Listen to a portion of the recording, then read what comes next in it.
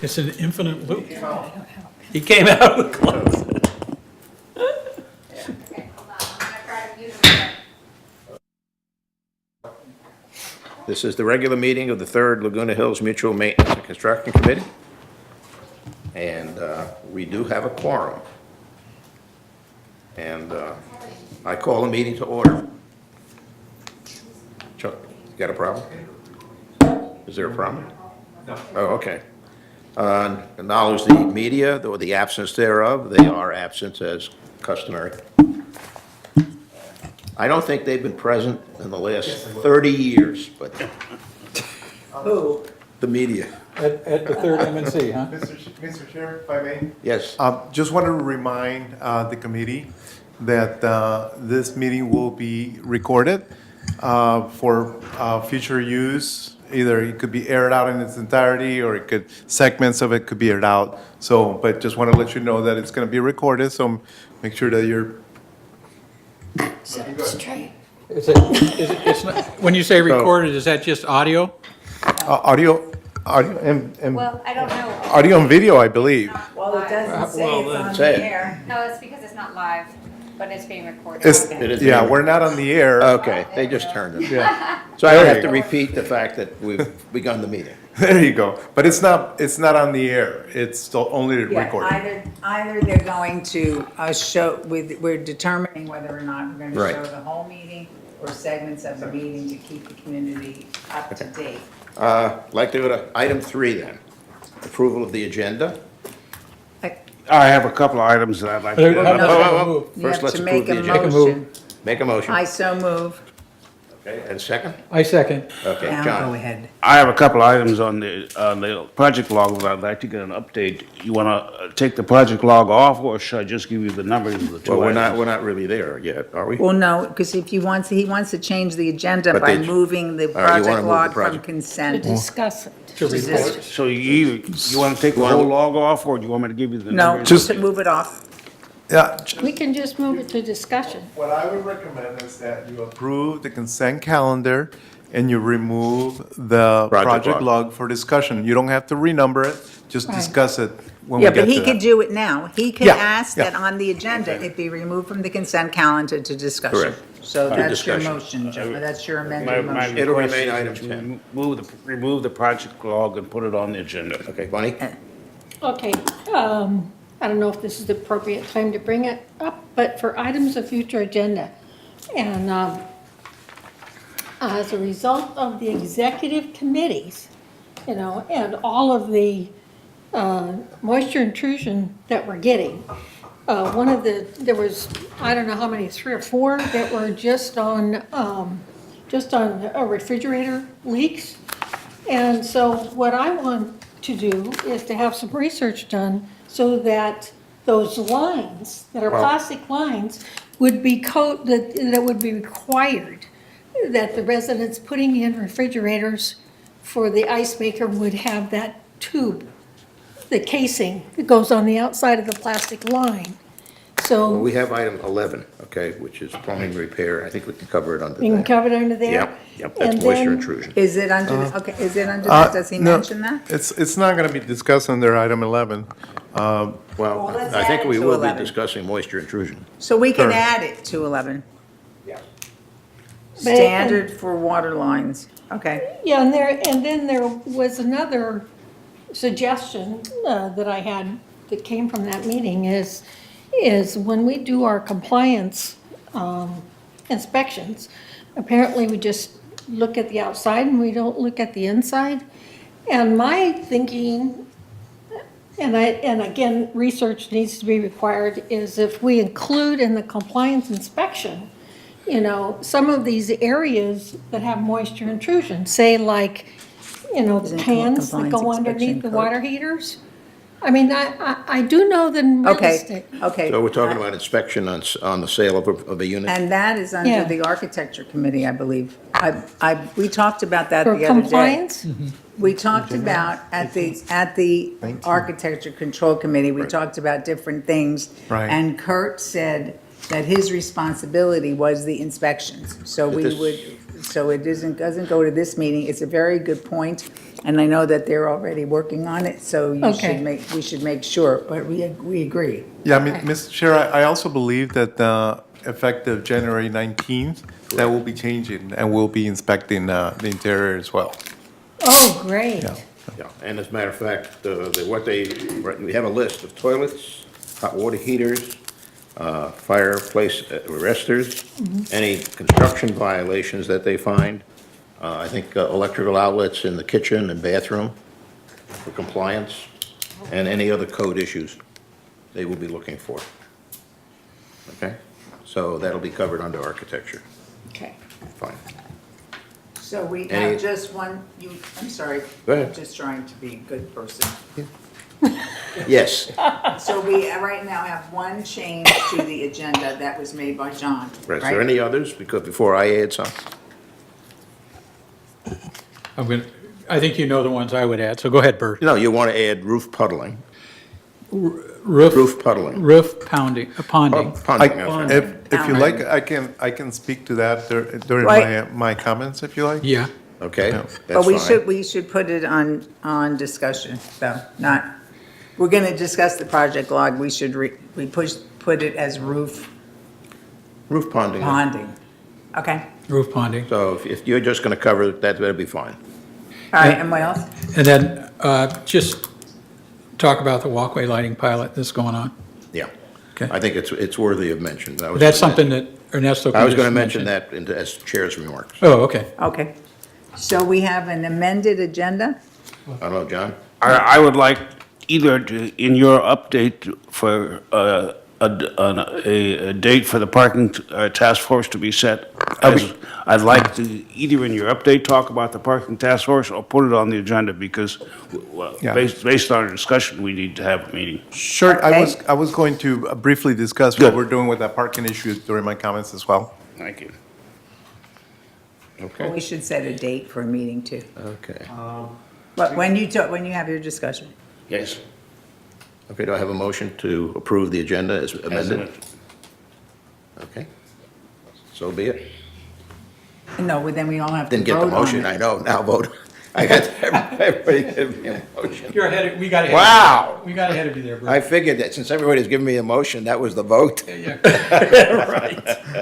You can't, Okay. We'll take it as the vote. I got it. Okay, very good. Approval of the meeting report from March 5th. So moved. You have a motion? he's so moved, he He seconded seconded. already. Okay. Any discussion? I do, I have a couple of things. We had at that meeting, we had a resident talk about the vibration issue within the building at her apartment, which is close by, right adjacent to The that. laundry room, from the laundry The room? laundry rooms, right. Okay. And I was wondering if this is something that we should not request staff to look into as a means of Mr. Chair, eliminating.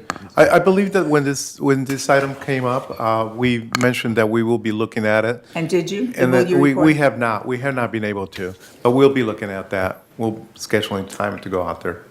Can we also add to that, I know we've had a request for some people, and maybe it's on a request basis, that we could raise the dryer onto maybe by using cinder block or something, so that people, with wheelchairs and things do not have to do flips and whatever they do in order to use the dryer. Weren't we gonna discuss that, Bert, as part of the dryer Program. replacement program? Right. And do it all at one time? Well, the dryer program was one issue, but we could raise older dryers. in the Well, there's attic. nothing preventing us from doing it, but it seemed like, I don't know, A it moot seemed like point. a logical thing to do it all at one time as we went Well, through here that. again, we Right. may want to do a pilot. We were gonna actually request a price as an alternative when we go out for the dryers, so that you can see what the cost is associated with that. Well, there's also other alternatives. I mean, we could put a cinder block underneath the dryer. Another thing I'm aware of is a product called Unisorb for vibration, that it takes, and it's used in the heavy machinery equipment industry. I'm very familiar with that. So these are things that we could be investigating and perhaps piloting in the interim. Cinder blocks, Bert, I've had washing machines and dryers walk on me. And I'd be very, very concerned about the safety of just putting them on, the four legs on blocks. There's gotta be something more solid than that. We have a person as an advisor on here who has had run laundries. I don't know, he might have a comment. Yes. Excuse me, my hand was up Rosemary. first. Rosemary was there first.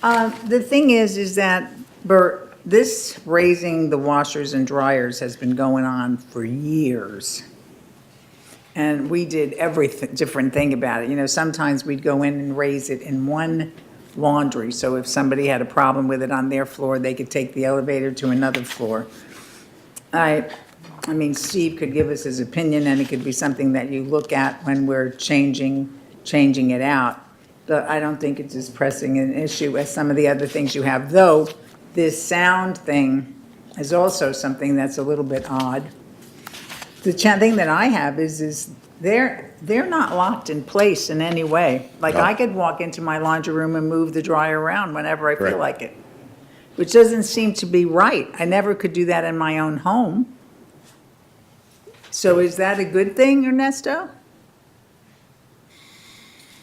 I mean, I could move it. I can move it close to the washer, I can move it away from the washer. If it's close to the washer, it'll make noise. If it's away from the washer, it doesn't. I can move it back, I can move it forward. Maybe if I move it, I could disconnect the vent. So it just seems odd that they're just loose, free. Yeah, they are free. And there's a number of things that we can do. Like Bert pointed out, there's a lot of solutions that we can implement. We're gonna be looking at this one, and that'll give us, an idea of what we need to do in order to isolate it for vibrations and noise the best we can, and then maybe we'll bring a report back to the committee and let you know what we did or what we propose to do. Yeah. Actually, if we could just do a pilot with the Unisorb, I would even recommend that. Well, that could be the pilot. Yeah. Use it for that building, for that in that specific situation. See how it works. The other comment I had on that was I wanted to just clarify on the electrical use reimbursement policy, that when we define room, a room also includes a hallway or a closet, so that if there is water leakage there as well, that would be considered a room for dry down purposes. Okay? Okey-doke. Okay, moving on. Now Chairman's remarks, which I was just been making anyway, right? Okay. Do we need to take a vote on approving the agenda? after The, all the, the ami- the minutes, the minutes. The minutes, I mean? Yes, okay, good point. If there's no other discussion, can I have a vote? All those in favor? Okay, passed. Now Chairman's remarks, okay.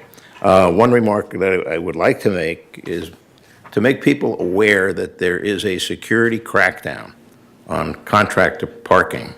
And actually, it goes beyond contractor parking. It's also our own staff in violation of the parking rules. I think we're going to probably see quite a number of people coming in.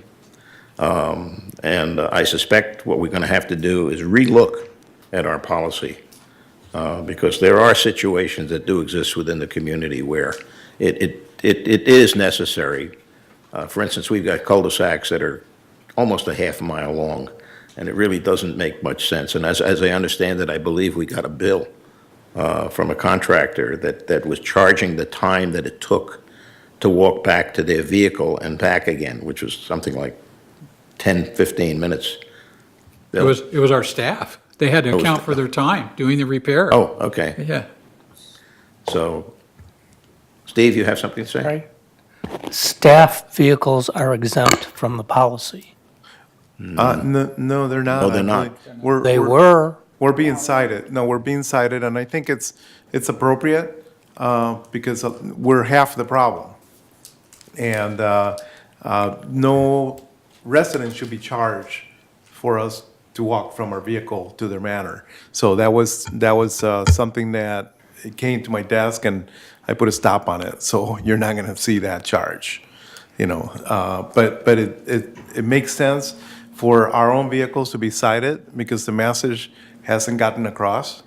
I've been talking it up for over a year now, and still we're having a problem, and we know we have a significant parking issue here, and this will help, so. I have a question. Yes. In the past, staff was not allowed to park in visitor spots, the spots. And they got pretty good with that. I mean, they did, because but they were parking on this, if there was street parking. They're not allowed to park on the street either? No, they can park in the street, and then again, if they need to unload tools or, Right, yeah, that was you know, different. If yeah, they had to right. unload, they could have zipped into visitor, gotten out. I've And move seen it. them unload parked at the red zone. I mean, whatever they had to Right, do to right. unload. But they were parking on the street, which was okay. They just couldn't park in visitor. And they're pretty good about that. Yeah. About not I mean, they have gotten much better. Yeah, they're not supposed to park in visitor parking unless they're unloading. Right, and I think it is better, in my neighborhood it's better, maybe, I don't know how it is in others. Well, just to clarify, when you say street, a street is a named street as opposed to a cul-de-sac. That's the problem. A street, well, see, That's the We're problem. talking about the street, That is not the problem that we've got to cul-de-sac. look into. what Right. what is the cul-de-sac when there's no way out? Yeah. Right, that cul-de-sac, Oh, or see, some on of mine, our there's a way cul-de-sacs out. are actually through, you can get out. But regardless, not in the cul-de-sac, no parking in the cul-de-sac, so they're gonna park in the street, the first available street adjacent to the cul-de-sac. Oh, well, is my street a cul-de-sac? Or is Yes. it a street? Yes. Your street It is a cul-de-sac. Well, they park there on the cul-de-sac then. And they shouldn't park there, and they're gonna be cited. So hopefully that'll get the point across.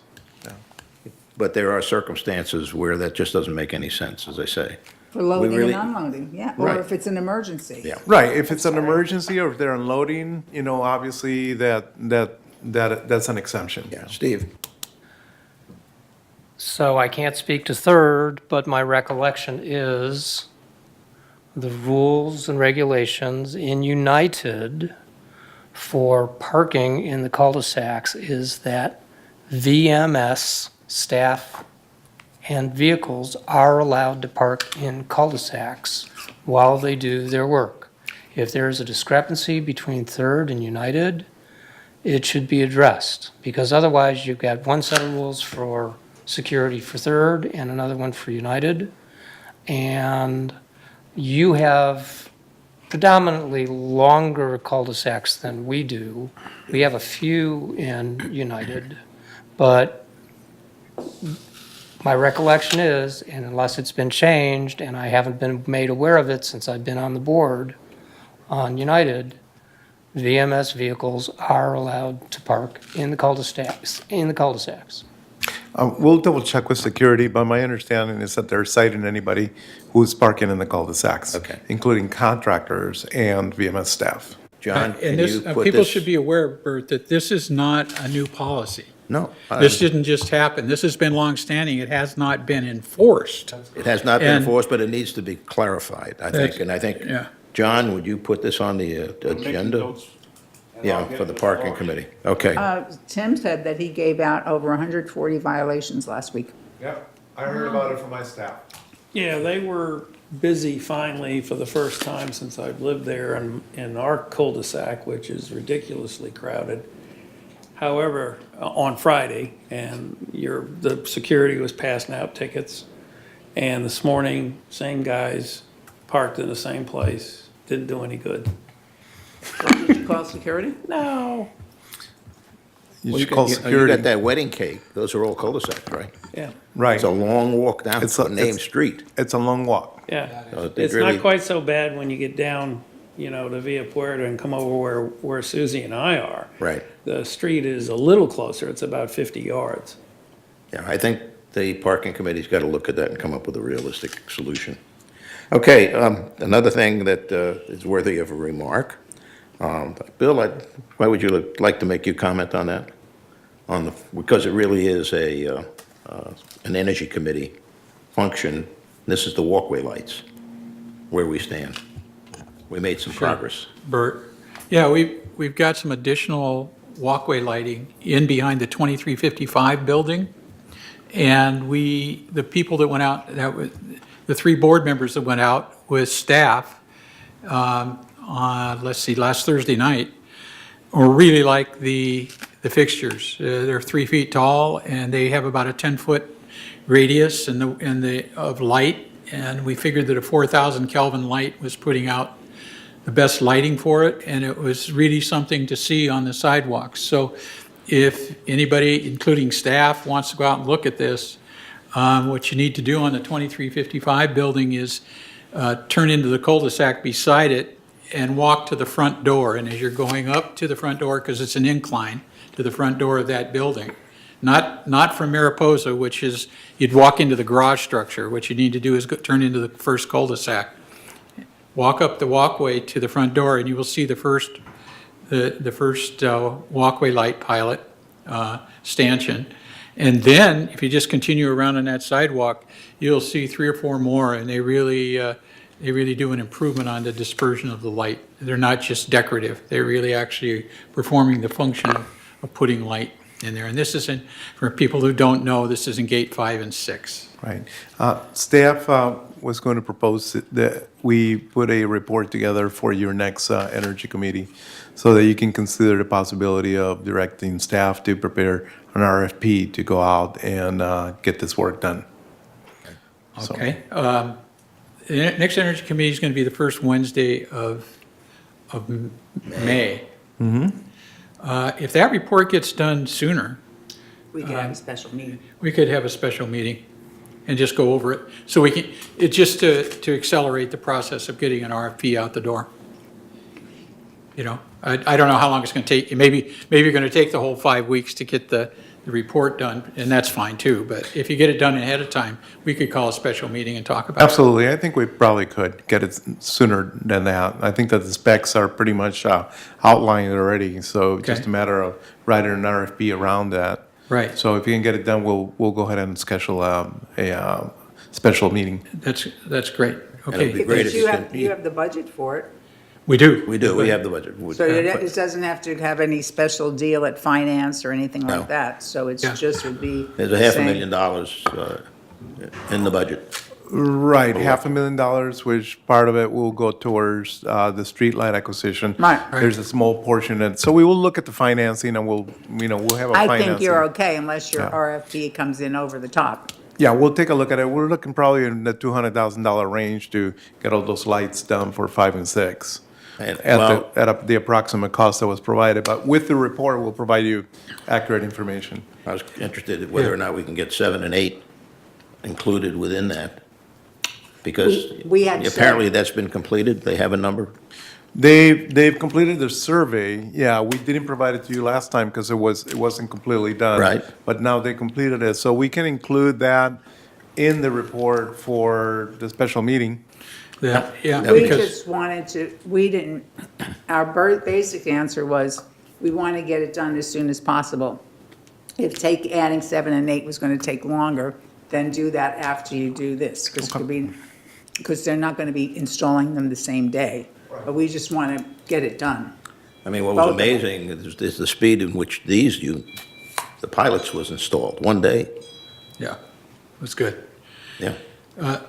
If we're done with that, I've got one other thing we might as well mention while we're there. Just so everybody knows, Bert and I and Ernesto and staff are going to be interviewing some energy consultants on the 12th of this month, which is a week from Thursday, and to see if we can get somebody on board to help us with some of the major issues that we have. Community choice aggregation, we're going to look at 3-story buildings and the deficiencies in the electrical service there, and see if these folks know anything about Southern California Edison, how they work, and whether we can get some support from them. Right. Our experiences aren't very encouraging, but neither here nor there. Those kinds of things. So that's a step in the right direction, hopefully. And just to let everybody know, too, that we are counting on the fact that I'm pretty sure United's going to get involved in hiring a consultant, and then hopefully GRF will too. Right. To give it some direction, so. Yeah, they- in fact, we're going to have representatives from each of the boards at this meeting, because the intent is for each board to award a $50,000 not to exceed contract to the consultant, so that they can individually issue work to the consultant that pertains only to that corporation. So we'll have representatives from the three boards at this interviews. Do we know how many consultants will be presenting? I know we've just got information on 2. I believe it's 3, but maybe just 2. And if one dropped already, I have to check. Okay. Ernesto, I'm assuming that Bert and I will get together possibly and get a bunch of questions that we want answered from them, and then get them to you, and you can add anything you want on that. We could certainly do that because we want to be uniform. We were going to put together a questionnaire. Good. Okay. So that we can ask the same questions to all of the consultants. Okay. Because we're going to be rating that, and that's going to be the basis for awarding a contract. So we already received proposals, and we're rating those. And then with your interviews and the ratings from those, we'll do a composite and then make a recommendation for award. Sounds great. Thank you. Okay. The only other thing is that apparently we are underway with the breezeway pilot, and then that was going to be part of your report? That is correct. Well, I wasn't going to talk about it, but we are, as you all know, we are underway with that construction. So far, we have not encountered any significant issues. Dusty, noisy work, unfortunately, and we all knew that that was going to be the case. But the project is moving forward without any problems so far. So we found no dry rot? We have not removed the stucco yet. We are working on, we removed the carpets, and we ground down those areas, make sure that the concrete adheres to those areas well. We're also looking at the areas in the extreme ends of the breezeways to make sure that those are ground down and all the glue that has been put in those areas taken off. We're also going to be looking at the drains. And the next item of work was the stucco. And, you know, I don't think that they've gotten to it yet. But Because I did get information from Super Green that the contractor had come in because they had apparently broken some of the lights, the spotlights or the lights that we have set into the wall in the breezeway to light up the breezeway.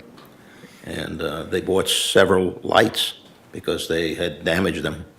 So, and that's in the stucco. Because, well, when I walked in there on Thursday night, I went over, I went over there. Right. I couldn't see any broken fixtures, so if they did break them, they'd already replaced them. But I hadn't yeah, seen- and it's, and it's the requirement of the contractor to replace anything that they damage in kind, so. Yeah, that's why I would have thought they would have been breaking the stucco, but apparently not. I have a Okay. question. Yes. So Bert said you haven't found any dry rot yet. There must be an area that you anticipating finding dry rot. Have you gotten to that area yet? Apparently not. I don't believe so, no. No, but- I'm not saying that, I mean, there must have been, I think it's going to be over there. You haven't gotten over there yet. No, if it's anywhere where we anticipate dry rot will be in the walls above where the recessed areas were. And we will not find that until we cut the stucco and actually remove it, see what the condition of the paper and what's behind the paper. But I don't believe we've gotten to that point Okay, yet. all right. I'll double check with staff, but I don't think we have that yet. I have a question. And I like to add that we don't anticipate encountering a lot of dry rot, perhaps some, but not significant because those areas are under the roof, so. Okay. John? While we're on the subject of the breezeway, have you gotten a final proposal? Do we have a number on the drainage change order? We already said, Yes, and the board already approved the change order. Yeah, we reduced some of the drains. say, Yeah. trying to think from memory what that figure was, but I It don't. was 60,000 for 3. We actually, it was reduced because we reduced the number of drains that we were going to be addressing. So that change order came down, and I don't want to give you a number because I'm not really sure. It's approximately 28,000 for the 3 buildings. That sounds about That right. includes the paint. For 3. 3, yes. Okay. One other thing I'm going to add, going back to the walkway lighting, there's a follow-on phase that will have to take place. Anybody that goes out there will observe that the current lighting the spacing between the lights is so poor that there are times when you just, there's no fixture that's going to be there, and you're going to have to either provide a light by trenching, or perhaps taking power from a building and putting a spot on a building, or a third alternative would be using a solar street light, particularly in the area of the cul-de-sacs there. One of the things that the contractor who put in the pilot has offered us to do, and I think probably, I don't know whether you need to pull the committee together or whatever to accept his offer, he had offered to put in a solar light on pole in the cul-de-sac for free. Is that when he was taking one of the address poles and just sticking the light on top of the, Yep. Yep. not bringing in a brand-new light pole, but just using existing poles that were in the cul-de-sac? Okay, we can maybe talk about that in the Energy Committee. Yeah. We know that, go ahead, Ernesto. What I was going to say is that I would recommend that we wait till we go through this program. Get the program in place and see what your lighting levels are. That's right. Once you have that, you'll identify the areas that are deficient, and then we can go from there and request that a pilot be added. Well, we know that the walkway light is not going to solve the cul-de-sac problem. No, we know that, but So, we also know that solar lights work, because we've got one on Faro there. We know the concept is there. We know the solar light, but we don't know whether it will work Well, with the sufficient solar in the areas of those cul-de-sacs. right, and that's what I think Ernesto was saying, is to basically, we can walk through those areas after we get this in, and it'll give it at night. But and do we want to figure take out- advantage of a free opportunity? Well, I don't know if that free opportunity is gonna go away, Well, that's, yeah. But I mean, it's just one light, or two yeah, lights. it's just one light. Yeah, but we'll discuss it in Energy Committee. Okay. But just to make people aware is that there will be a follow-on phase to improve the lighting there. Okay? I have one more question. Yes? Ernesto, you know that there was a big power outage here, what was it, a week ago? 2 weeks ago? Last week, not this past Saturday. Last week. And so I know this is M&C and not Energy, but did anybody ever find out what happened? Why it happened and why there isn't better follow-through? I wrote an email to Brad and said, why wasn't anything done to notify the residents of what happened to the MOD? Because it was pretty bad. I mean, if you drove down the street, the traffic lights were out. And so we had all of these concerned residents, security was running around like maniacs. And I asked Brad, and I think it was because he was sick, but I think, and again, you're in charge of energy too, even though this is an M&C meeting, we need what did I say? The energy out from SCE should be part of disaster preparedness, So we have all this stuff, we're worried about a flood, a fire, an earthquake, and meanwhile, all the energy's out. So if anybody could tell us why it went out, and then why we have so many, and what could be done to improve the process as far as the residents go, it would be so lovely. I'll be happy to respond. Whenever. If you don't- You could wait until Bill's energy meeting, but I think that's too long. I can provide you a quick response right now. I did get an email from Brad. I think it happened at Gate 6 was affected. I know that. There were two of them. Yeah, exactly. We did get an email from Roy, sent us an email. I believe you emailed Brad. Brad I emailed did me. too. Right, exactly. I saw your email as well.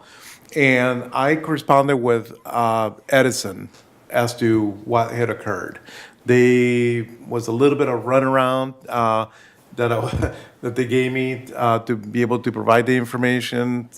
Several days later, I received an email back indicating a very technical email, and I'm not going to go through it. I got it on my phone right now.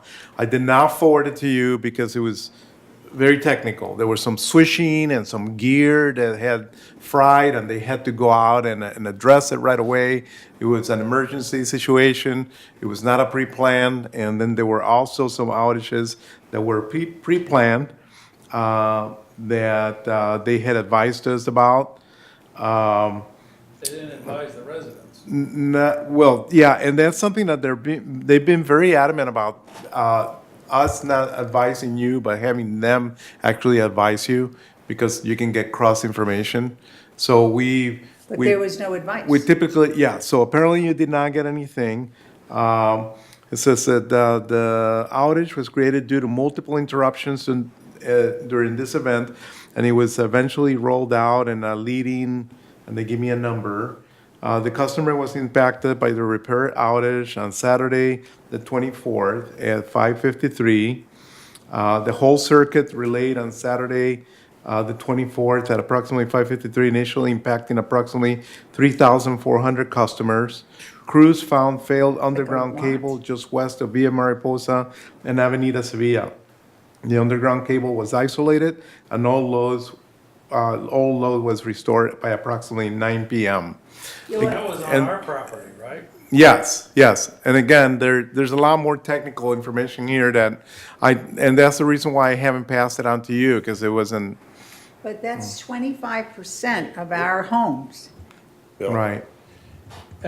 Just to add to that, Ernesto, this is one of the things that we're going to want our energy consultant to look at. We know from past experience that SCE is pretty closed-mouthed about a lot of their infrastructure, but we're probably going to ask them to see if they have any way of getting information so we can make an assessment of the infrastructure that SCE has in our community. Right. Because we know they have the same problem we do with everything else here. They've got aging transformers and aging conduit, wiring and everything else. And it would really be nice if we had a real assessment of where we are, if we could get it. I'm not that confident that SCE would open up their books for us, but. You're absolutely correct. It's been very difficult to get information from them relative to their infrastructure. But one of the things that we want to task the energy consultant with is putting together a plan, an infrastructure strategic plan as to what needs to be replaced and when, so that we can, the board can look at a program and start funding some of these upgrades moving forward. But back to this, one thing that we've requested of Edison is that if a representative of theirs that deals with this outage can come out and speak to us, and speak in this forum, so that he can enlighten us as to how they go about, what their notification process is, and what, if anything, we can do to make sure that our residents are fully informed on what's going on. We've asked this in the past of them, and they've asked us to not inform our residents. In fact, we had that conversation today at our executive meeting with Eileen, and we were talking about how do we provide this information to them. And what I responded is that once we receive notification from them, which typically comes in through our resident services and is disseminated company-wide, that at that point, we could do a blast, an e-blast, so that the residents get that information once we receive it from Edison ourselves. But I had my hand up first. Yeah, John. We discussed this a little bit at the disaster meeting, and I mentioned, and I then talked to Brad about establishing a protocol with SCE about how do we handle power outages and how the communication is going to be addressed. And perhaps that should be a discussion with the energy consultant. And then we need to meet with SCE and set up a protocol, because people just didn't know what was going on. If I may, just a quick response to that. I would probably not use up your valuable dollars with the energy consultant and trying to get that protocol from Edison. I think it'd be better if somebody from Edison comes out here and tells us exactly what their protocol is and see how we can improve on that. But, Edison being a large company, a big bureaucracy, they have set protocols that they've used. We're not special in that regard. These protocols are used throughout all cities, counties, that's what they do. But if we can have somebody come in from Edison and explain to us what that protocol is and hopefully improve on that and the communication, I think we'll be way ahead instead of using your energy consultant dollars to do that. Rosemary. But the key is when there's an outage, Edison knows that there's an outage, and Edison knows how big it is. They should be contacting someone. It should, if it's Brad or you, they have to contact somebody immediately because nobody knew what was going on. And there is poor security who half of the time doesn't even know that there's a manager on duty. The manager on duty probably didn't know that there's an outage, and meanwhile, you have thousands, I didn't know exactly how many, of people who have no idea, because I thought that internally, we had the systems where you can make the phone call, whatever that's called, that has a name, and say, there is a power outage in these areas, we are working on it. People just don't have any idea. It used to be like when I was in New York and the train would break while you were under the tunnel, you'd sit there and say, is this like the end of the world? So it's, Steve? and it's the same thing. Steve? Regardless of SCE's protocols, regardless of the failure of information to be disseminated within the mutuals or to VMS or the city, I think the most important issue at hand is that in the event of an outage at night, that we need to find mechanisms that our residents themselves can put into effect for their own safety and welfare. This particularly comes into play when you have someone with medical equipment.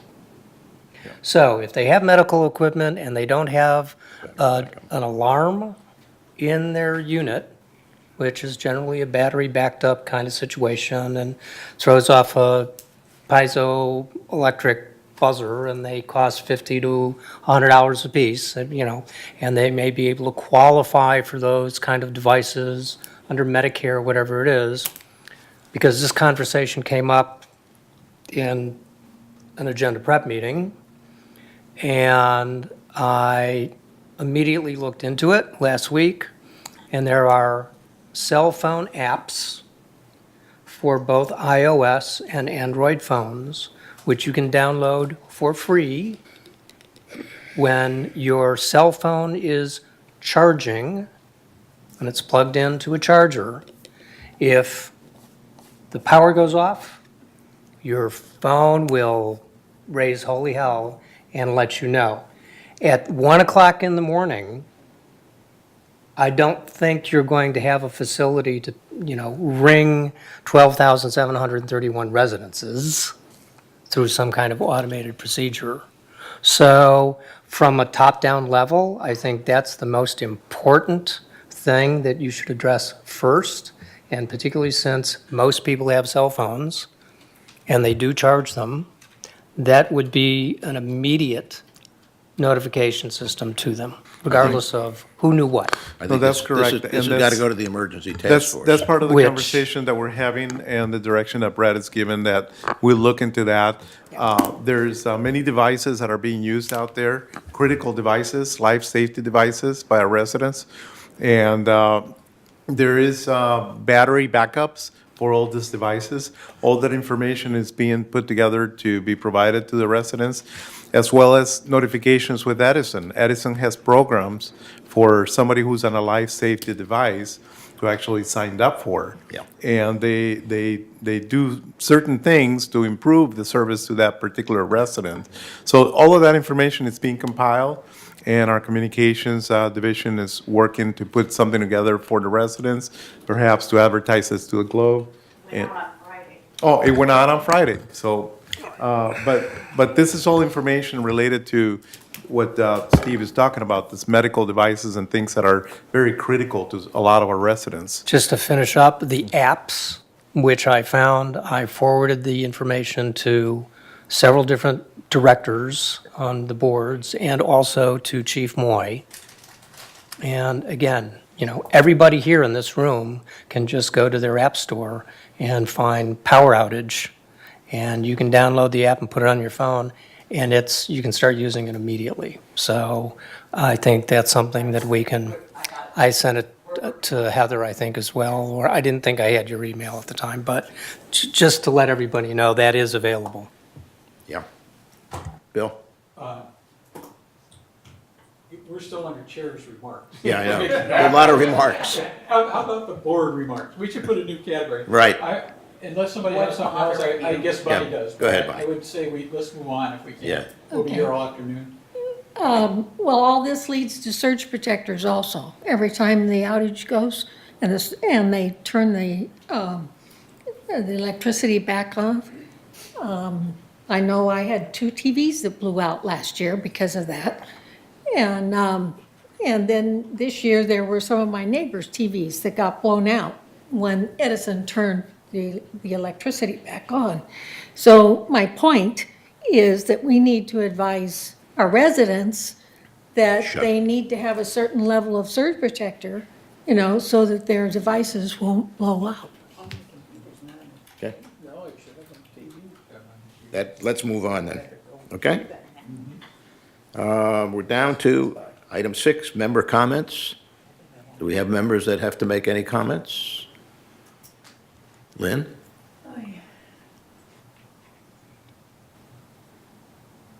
Okay, Lynn Jarrett, 40101C. I have several issues that I'll want to first talk about water heaters. I found out that one of my resident captains in an LH21 just in the recent past couple months had a water heater installed by VMS. And at our meeting last week, she told us that she only has a 7-year warranty on that water heater. That was a surprise. So I just wanted to tell you that. The other thing on water heaters that I found out third hand yesterday, I'm not sure if this is true or not, but Building 5515 had a leak in their water heater, the laundry room on the 2nd floor. And I was told that that water heater was 12 years old. And it did considerable damage to the unit below. Okay, Yeah, it was not 12 years old. okay, then that's hearsay. That's why I wasn't sure. It was marginal, it was 10 years. Okay, so I was gonna say, we're telling the residents we want them to have a 10-year warranty. It's a double-edged sword, because one of the things that I had asked for a couple years ago in a meeting with Brad and Stuart, I wanted to make sure that BMS, when they had taken over, to make sure that the water heaters were less than 10 years old in those 2nd floor laundry rooms. Because I know when mine was replaced 5 years ago at my request, in my building, it was 15 years old at the time. It was a 2000 model, year 2000, it had been installed. The other thing, I'm not sure if you know this or not, but there was a lady, one of the building captains broke her hip within the past month when she was leaving the laundry room on the threshold.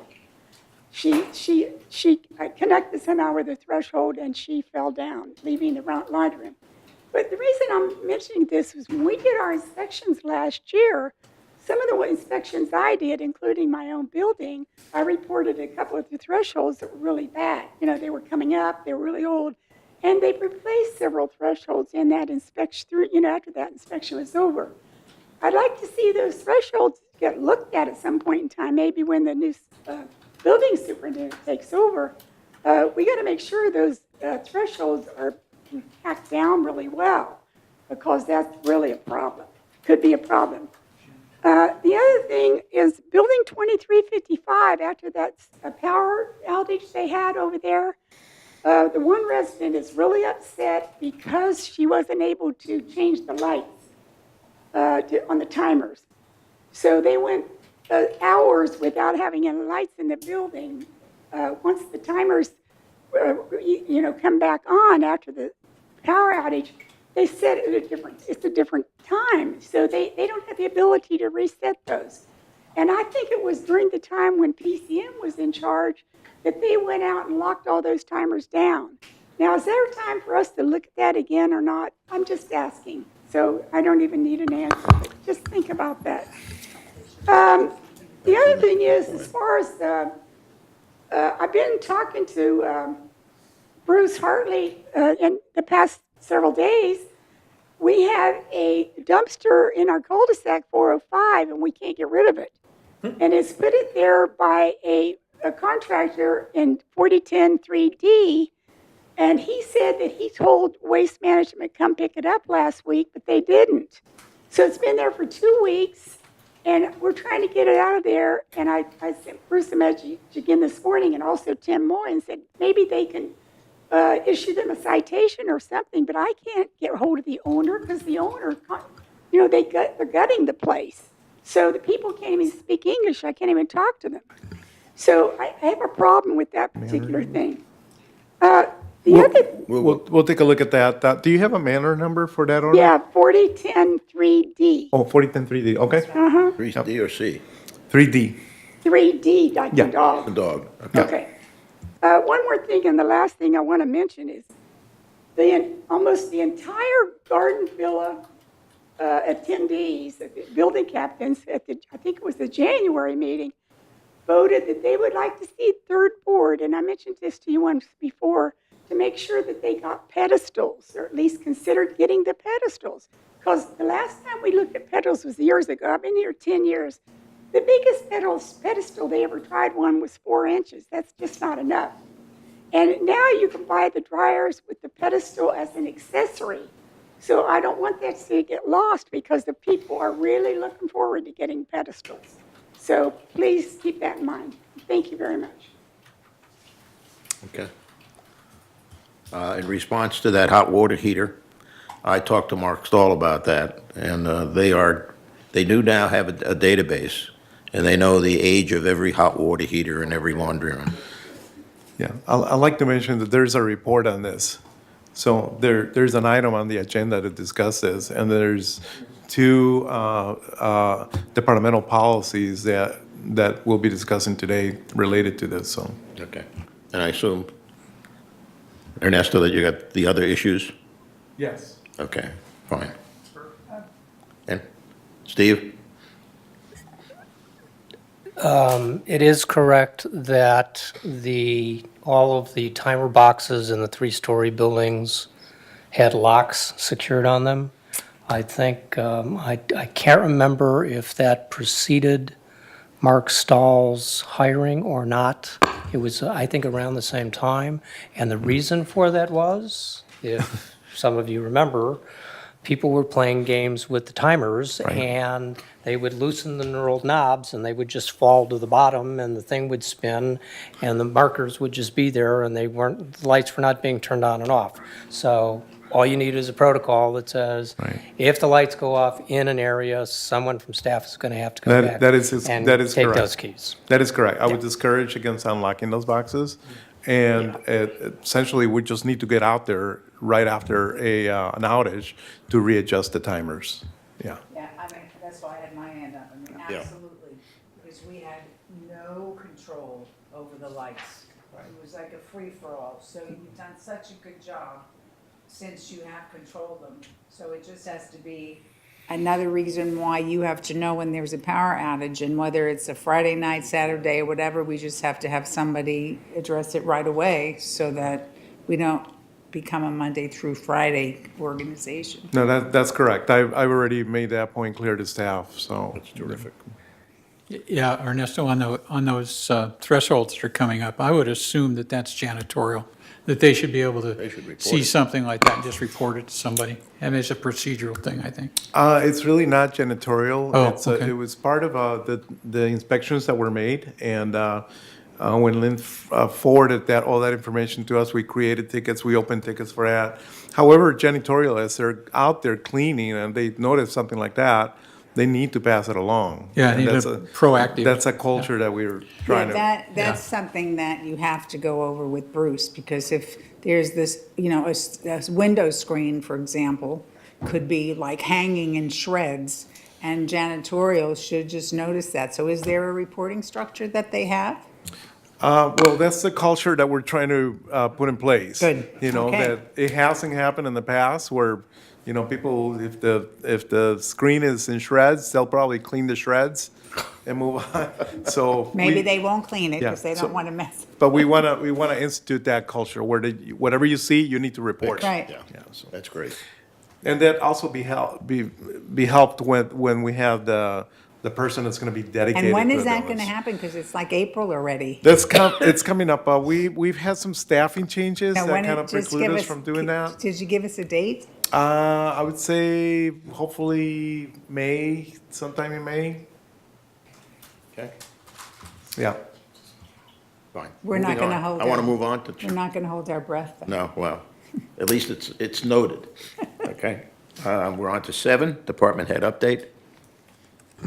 Thank you, Mr. Chair. Just a couple of items. One, I want to talk about fireplaces. I know there's been a lot of discussion about fireplaces and whether they have arresters or not. We have approximately 1,800 original fireplaces in the mutual. So there's a large number of fireplaces. We Yeah. don't know how many have arresters and how many don't. And we've assigned staff to go out there and actually make a list of those fireplaces and which ones have arresters, which ones don't.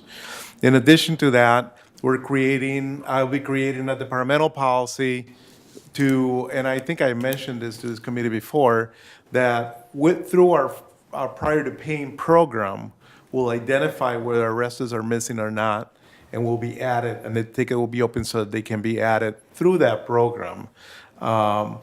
So I just wanted to point that out to you. It hasn't been ignored. We're addressing it. Right now, we're figuring out how many have arresters, how many don't. We'll provide you a report on what those numbers are. And then the intent is to address it through the prior to paying program. Buddy. My question is, when does the program start? Through the prior to paying? Because it was on the project, it wasn't mentioned on the project log, and that was one of the questions I had. Right, it's not mentioned in the project log, it's just one of the things that we'll be adding to the prior to paying. Right. Similar to the removal of the trellises. Right. You know, so we're adding more responsibilities to our prior to paying program. Right. And I'll address that through Excuse a departmental policy. Gentlemen, And what I'll do is I'll bring a copy of that departmental policy to you, possibly at the next M&C, so you have it. So we And know we'll- when we'll start. Yeah, and then we'll just follow the cycle of the prior paint. Yeah, right. Thank you. yes, Of the 18. 1,600 units that had fireplaces. 18. 1,800, excuse me. That's almost Doesn't sound right. half. Doesn't sound I right. mean, if you consider out of 6,100, 6,200 units, you take all the garden villas out of there, that's almost half of the units have fireplaces left. You know, if you do quick and dirty Yeah, math. I know, No, that is correct. And that is doesn't sound right. bizarre. It seems so high. Do you know how many of them still have fireplaces or had them removed? Or because that would matter. You don't know. There are No, records. actually, the figure was 1,777. That's the figure that we came up with. We don't know. And there may be some alteration fireplaces that have been added as well. Oh, my And we don't have those, so, Well, yeah, I mean, if you go over the Gate 11 area, most everybody over there's got one. All the right. Castile units, like mine, have one. and That's amazing. So, I mean, when you There's a start lot. counting, there are a lot. Wow. And that's just in Third, right? Yeah. United doesn't have them? Steve? Or if they do, I think that they do. Did some units do have them in United, Steve? I believe there are a few, but Right. I had a totally different comment, which is as follows. My experience in another community is that, given a similar situation, all that the managing agent did was to send a letter to every owner that had a fireplace and say, you must install an arrestor. What then came back was owners who had fireplaces that were gas fireplaces said, I don't need an arrestor because I don't burn wood. So if you can take the list that you have and separate out the 110s and everything in gate, is it 11? Which probably has gas fireplaces, and reduce it down to a smaller list, and then. No gas at gate 11.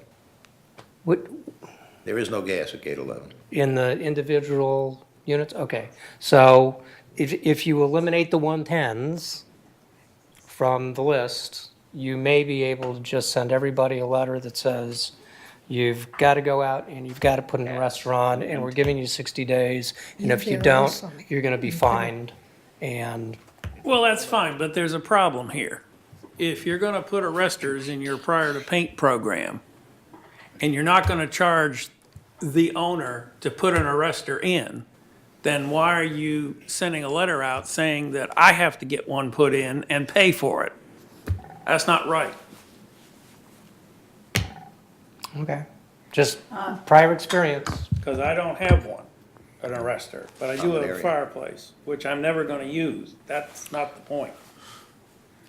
I believe we brought this up with legal, and I believe we brought up whose responsibility it was, which is why we decided that we weren't going to put the responsibility onto the owners. But that's why we didn't use the letter, which is why we decided that we were going to handle it through M&C. So Steve's suggestion would have been a very quick and dirty and easy fix. Unfortunately, You had a we legal we opinion, couldn't which I do, was not we aware couldn't, of. no. So unfortunately, we couldn't do it because we said, oh, that would be great. So we had to do it the other way. So, but it would have helped us fix our records. Everyone would have said, I don't have a fireplace. No, I'm not doing it. You would have cut the number down. Cut the number down. So we'll just have to keep working through it. Yeah. Ernesto, what else? Yep. Just very quickly very quickly on the parking issue. Staff did go out there to Wedding Cake. We looked at a few of them. We couldn't look at all of them. There's quite a bit. But there's many areas that, first of all, bear in mind that you need 9 feet for a parking spot. You can pull a car into an 8-foot parking spot, but you won't be able to open the doors. So you really need a 9-foot parking spot. So we looked at all the areas that we have discussed with John. Some of them are pie-shaped. Some of them are adjacent to a little piece of concrete that just goes nowhere. So we looked at all those areas and took into account the concrete that could be slurry seal. Again, it doesn't go anywhere. It's just part of the parking, really. And we were able to get, I think, 3 spots out of the areas that we looked at. And we looked at many areas. At the upper tier. At the, yes, and there's still many for us to look at. We just haven't been able to do that because it takes a lot of bit of time. But we're gonna be doing that, and we're gonna see what other parking areas we can gain from that. And we'll have that addressed possibly with in-house staff. So again, it's not gonna happen overnight, but it will be scheduled to be done. And we'll complete the rest of the Wedding Cake area. We also looked at, you had directors to look at 4005 for the possibility of using the little spaces between the carports that are just growing weeds. Apparently, those landscape, a year or so ago, took the landscaping out of there and they just left the sprinkler lines in there, and there's just weeds growing there. So we went to look at those, and there's several that we could actually pave over, and it will give us 2 parking spaces for golf carts. So we're going to be doing that. Again, we're gonna do it with general services, so they'll put it on their queue, but it will be addressed. So that's what we've done so far. And we'll continue to look for all those opportunities that we can take on without doing major reconstruction and having to go to the city for any permits. And we'll take advantage of all of those as we go through. I would We like still to- need a meeting. Yeah, I would like to encourage VMS to pursue or accelerate whatever program Brad was talking about with an Uber-like service, because the quicker that gets in, the more impact that will have on the number of cars, I believe. I know I, for one, would really contemplate As going long to as they one have a car. driver in the car, though. Well, I read in the paper, they were gonna start bringing it to No, California. they had to I rein mean, in the one the sooner without the the better. driver. Yeah. That would have going a on an greater Uber without a impact driver. on our parking problem than anything else. I really believe that. Because you really almost can consider getting rid of a car. Yeah, well, currently you can anybody in the community can use Uber. All you have to do is just call them. They'll pick you up if you pay for it. Yeah. I mean, So, I so think, when are you gonna schedule a parking meeting? Are you gonna? We'll schedule that and send a notification. Okay, We'll because go Bill ahead and I want to come. Absolutely, Right, you're Bill? cordially invited. Yeah. I'm on that task force, so. I'm Okay, not- moving Well, then on. I want to come. Ernesto, Everybody. did you want to make any comments on what the direction to the roofing Oh, yeah, the puddling. folks on Ponding? Oh, yes, be happy to do that. We, apparently, the roofing here, the flat roofing, which is, it was to eliminate really tar and gravel roofs with PVC cool roofs. That was instituted back in 2009, and my understanding from speaking to tenured staff that for at least 5 to 6 years, these areas were re-roofed with PVC, and even if there was slight depression on the roofs, because these roofs are made out of wooden rafters, and those rafters over time will sag a bit. And the problem with flat roofs to begin with is that they have to actually, the water has to build some head before it gets pushed to the drain, which is the problem I have with flat roofs to begin with. However, these roofs were addressed with PVC without correcting that ponding problem for at least 5 to 6 years. Subsequent to that, staff now, anytime that they're going to re-roof a roof that is flat or have a slight bow on it, they will build up the roof and put a crown on it, or a cricket, they call it, to make sure that that water doesn't sit in one spot, but actually has positive drainage to a location, to one of the scopers. So that's being done right now. We will take a look at the buildings that we have, and what we direct the staff to do is that any building that's holding water for 72 hours, that gets addressed. In fact, we've looked at some of those buildings, and I sent an email, I believe, to some of you that incorporated that information, that essentially those buildings will be addressed. And we've already created a list of 16 of those buildings, and we've corrected several of them already. But the big news is that we're not allowing these roofs to be re-roofed with the ponding issues anymore.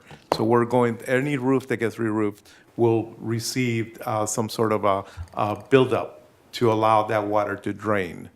And then staff direction is anything that has water sitting past 72 hours, we will address to put that positive drainage on it. So how are you checking these buildings to see that that's the case? You have a drone or something, or you No. just know that they're target buildings and you check them? That's correct. Okay. Also, we hear from residents about many of this, because it's pretty odd. They see water sitting on a roof for a period of time, they'll pick up the phone and call. But, Okay. yeah, Yeah, because people are living on the hillside Above. above Right. and they're looking down on these. that's correct. Right. That's correct. Is this policy, I assume it's community-wide, it includes United and, Every roof that we replace with PVC that has a negative slope or ponding right now, when we re-roof it, we will build it up to have positive drainage to the drain. right? When And did so we even- start that policy?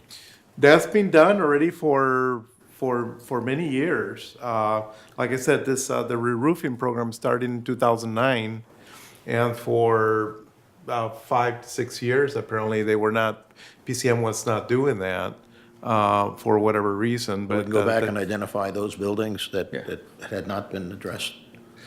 Yeah, I'm sure we have a list, and we're monitoring them. Like I said, if they retain water past 72 hours, they'll be addressed.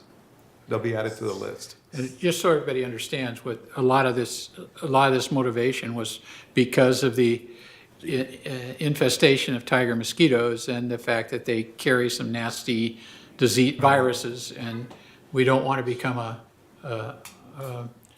breeding ground for those mosquitoes. So everybody's aware of this. I know you are, and I know staff is. But No, absolutely. And the question that you posed to Cherry was very good. That very good one, that relative to the cycle of the mosquito, because if it cycles before the 72 hours, obviously we want to ratchet that up. Right. So right now, we're using 72 hours, and I think that was derived from conversations with the county vector Right. control. Right. But again, we'll check on that to Right. make sure that we interrupt that cycle. Yeah, yeah, good. Yeah, I- Rosemary. What about those roofs that you don't fix, i.e. the parking shelters, whatever we call them, roofs? Carports? Carports? I mean, because those could be pooling water. They're very. They're sloped. They're Yeah, sloped? They're Yeah, they sloped. do have a slope, a positive slope on them, so they So shouldn't. I won't go home and look out my window? They shouldn't, you look at it and give me a call if it's bounding, but I doubt it Doubt it. very much that they are. Okay. Yeah, but Yeah. but it brings up the other subject. You need to have clean gutters so the water runs off the gutter and out too. That's, So if they're filled with leaves, it's a breeding ground. yeah, breeding grounds come from grass that gets over water. It comes from storm drains that have water sitting in them, from some of our golf course ponds that don't cycle very often. So there's a number of things, and we need to look to eliminate as many as possible. You know. Yeah. Did you talk to them about the fact that they were coming here inspecting and we didn't know about it? I haven't brought that subject up with anybody except for several of you through email. Is that an issue? I Or does it just- just no. feel like an invasion of our space? I think it would be harmonious if, Yeah. if the city were working with us as a team and they said, by the way, we do this. So I would think that our communication person, who's pretending that she's taking notes in the audience, no, we should probably try to make sure that I mean, I don't have a problem with them doing it, but to know about it would be a good thing. Absolutely. It needs So to, it should who's be a gonna handle coordinated that? Are effort. you gonna talk to Brad? Is somebody gonna talk to Brad?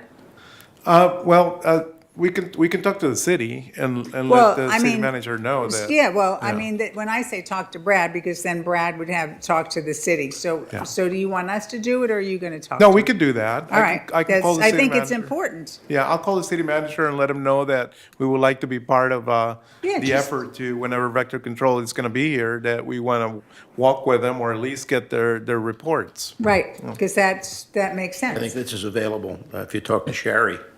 Right. Because Yeah. she's on board. We've been communicating with And the- Sherry. Yeah, but as well. if Shari was on board correctly, she would have But- communicated to us before they went and did it. Well, she She did did communicate in the communicate that they council did it. meeting. No, I agree. Yeah, No, I right. agree. No, She absolutely. communicated that But- they did do it. Right, Yeah, but they in the don't, council meeting, but not with the board. and one of the defects that she mentioned, they don't have drones at Orange County, and we do. So we can look at our roofs. Right. I mean, but it's our, They don't have. we're taking staff time and things like that, it's out of our, it's our dime, but the point is that if they'd have coordinated with us, we could have probably helped them. Yeah. Right, that's what I was talking about. Okay. Anything else, Ernesto? No, Didn't mean to sound- Yes, I've got an item. Okay, I guess the rest will pick up on No, it's the good. I have an So item. she Project doesn't have log. any ideas to how to work this. yes, John. The project log is up for discussion. You've discussed all my items except one, item 22, dry rot. Whoa, we're not at the, We're not that's up what I'm to there saying. yet. Let's get to the project log before you do that. You still No, have to do the he said he consent. would discuss it in his No, he's in not. his comments. Yeah, well, we'll do it on the project log. Okay. So let's move on. Okay? On the consent, all matters listed on the consent calendar are considered routine and will be enacted by the committee by one motion. In the event that an item is removed from the consent calendar by members of the committee, such items shall be subject to further discussion and action by the committee. And I understand that items 8 and 9 will remain on the consent calendar, which is the program reports and the maintenance expenditures and variance. Yes? The only thing is I don't see any comments on the financial report. Are they written in like indelible ink? You know how there's usually a Well, summary. right. All they Last had was month the we didn't variance. have it because we got it too late. Right. What is the thing this month? Are you referring to the variances? The variance was the. Yeah. Yeah, I'm referring to number 9, the maintenance expenditure and variances thing. So Yeah. I don't see any They're mean- listed on page 3 or 4. So it's Four. done in a different way. Correct. There's no sentence. The format, that is correct. The format was changed. Yeah. Okay? I think it needs a little development, but it'll, Well, I think it's if a they start. exceeded the variance, or the, right? If you exceeded the monthly variation that was allowed, then you would see a report, I assume? That is And correct. nothing if- did, so. Yeah, and if it's under 10%, then there's no Correct, discussion on it. correct. Yeah, but I mean, Ernesto, this does need some work because it could be, I mean, some of the comments are good, so it'll grow. And, Well, and I just, think- and just bear in mind that they're gonna lag because we're not getting those reports on a time. Told them already. Yeah. Yeah, okay. So I need a motion on the consent calendar. I so move. I second. Okay, all those in favor? Okay. Now we're down to item 10, project log. And, John, Number 22 Whoa, whoa, deals whoa. with dry rot, if you would. can we have a motion? We're not to the discussions point yet. Can we have a motion? We On have to, on the project log? Yeah. You have to move to approve, second it, and then discuss. yeah. So, I'll move that we approve the project log. I'll second it. okay. So now go for it. Now, is there any discussion?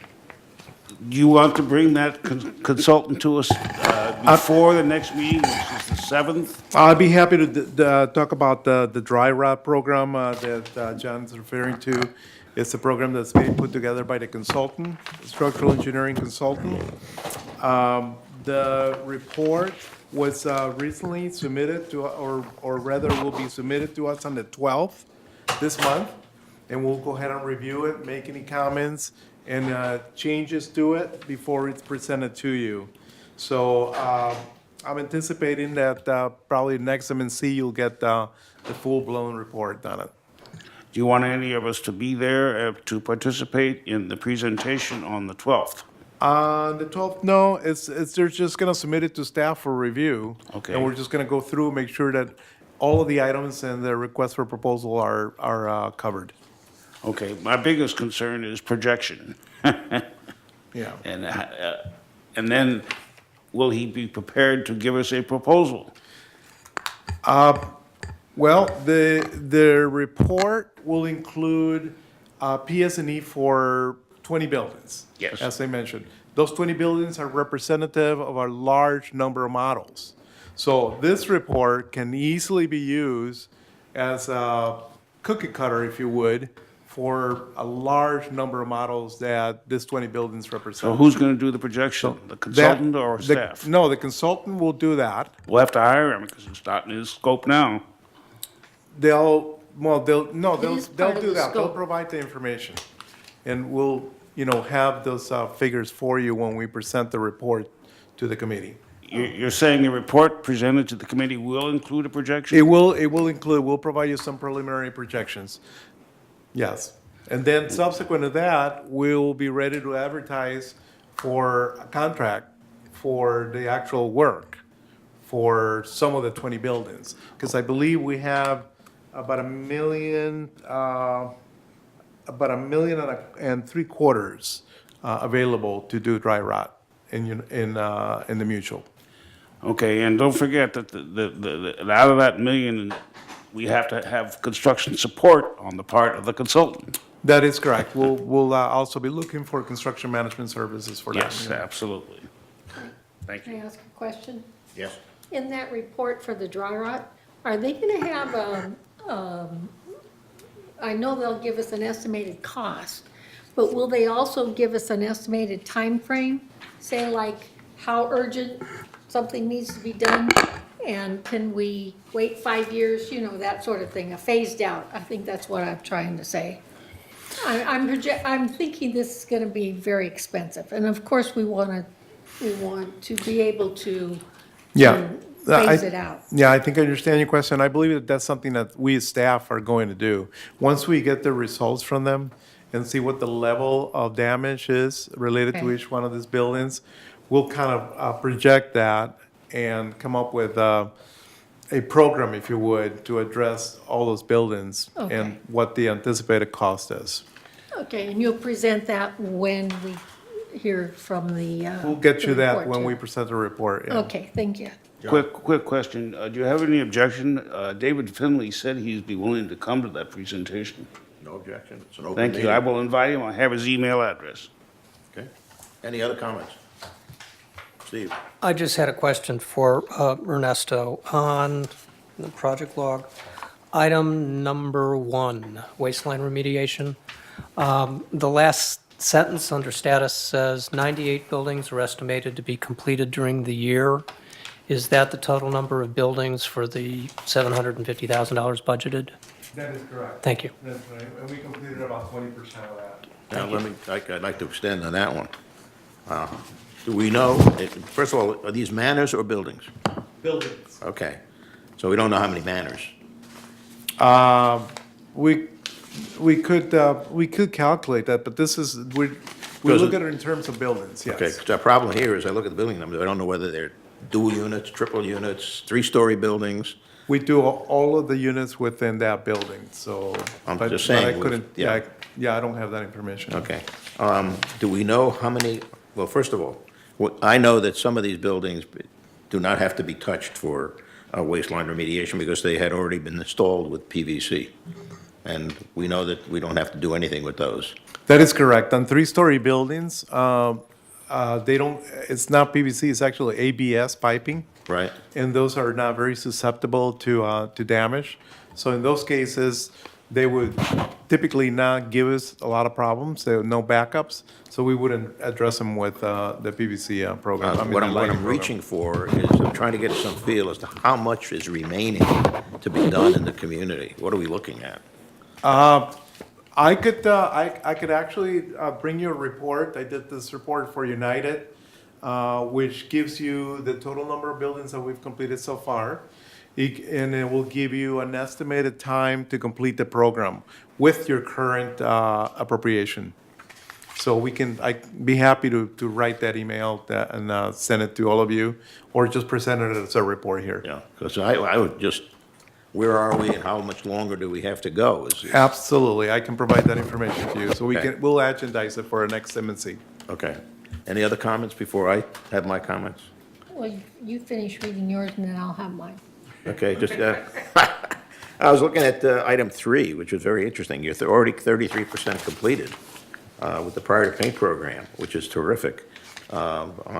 Sitting here, I was figuring if you kept this up, within 6 months, you'd be complete. And are there plans for that staff? Yeah, and then we can begin to work on next year's program. Okay.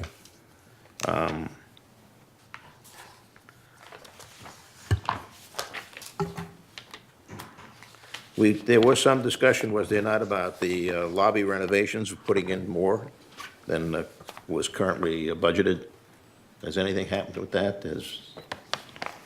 Nothing? Need direction from the board. Okay. Who was, But we already established how many were gonna be done this year. Yeah, you did, it I'm just was saying, but there was increased. some ongoing discussion that says we may do more. And I was wondering where we stood on that. Did we just let it lie? Well, I mean, I think when we had the discussion, Ernesto appropriately said, well, if I have the resources, maybe I can do these. Right. And as we look at each of these as they come to completion, if they come to completion mid-year or something, we can, if we know about that, and you've got people in place that can do the work, it Correct. might behoove us to spend some more money and just continue to optimize. Continue it. more. And that is really the correct approach, because it's not a matter of just throwing money at it, it's a matter of the resources that we have available Correct. to work with. So as Bill mentioned, as we complete some of these projects, we'll bring them up to your attention. So if you want to add additional funding and do some more towards the end of the year, we can certainly do that. Well, you're saying here, and anticipated all lobbies will be completed, but in July 2018. So that's half the year, we've still got another half year to go. The question there is, what resources do we have, and should we continue that program? Still need staff's recommendation. Well, can we make that recommendation in July when we complete the program? Well, we need time in order to make an appropriation if it's going to be required. So it should be Because before July. if we're, about to complete the program and you give us an additional appropriation to add more, we'll just continue to work. We're not gonna go out to bid or anything. We'll just continue the work with, with the vendor and staff that's doing the work. Well, maybe what we need to do is address it to the board. Do we want to continue the program? Do we think we have the money available? I have to turn my head away and not look at Lynn. I think that there are so many other things that you have to address. I mean, you have to address the heater, air conditioner units in the rec rooms that are our responsibility. You have to address lighting, which is a danger thing. I think that you have to have a lot of those other things in line before. Is this going to be the same staff? That's, it's an issue of staffing. It's not staff. I'm talking about things that are hired out. The lighting is being hired out. The lobby renovation is being hired out. They're all projects. Those are all projects? They're out. So it's not staff. I know the difference. The thing is we have to decide at some point in time, and maybe it is mid-year, when you're looking at what you've spent and what's left, do we focus on beauty or do we focus on safety? Utility function. Utility Yep, need. okay. Because it almost goes back to like, are we homes with amenities or amenities with homes? So, but we don't want to talk about that because you Right. might be doing that soon. But at least, this may not be the only, I think Right, the point right. is, there may be several that come to a conclusion. We may want to start. Well, I keep think some then we going. have a responsibility to basically put down these priorities. Yeah, We have to complete the work that we started. right. And that part Yes, of we that's a- do, but on the other side, Ernesto, we're going to be doing budgets too. He hasn't told you how many railings have to be replaced next year on the at $86,000 each, or whatever that was, Yeah. on the 3-story buildings. You mean the wooden spindle? The wooden, yeah. That what that's, those. that That depends may how many be- are yeah. being painted. We know Right, that. so we have a lot of surprises that might come up that might make you go, ah. You're right. I mean, So- we may want to reallocate resources and say that Yeah. project's done for the year and we'll go to something else. But Yeah. at least if he Right. reports on it. Yeah, Yeah. be fabulous.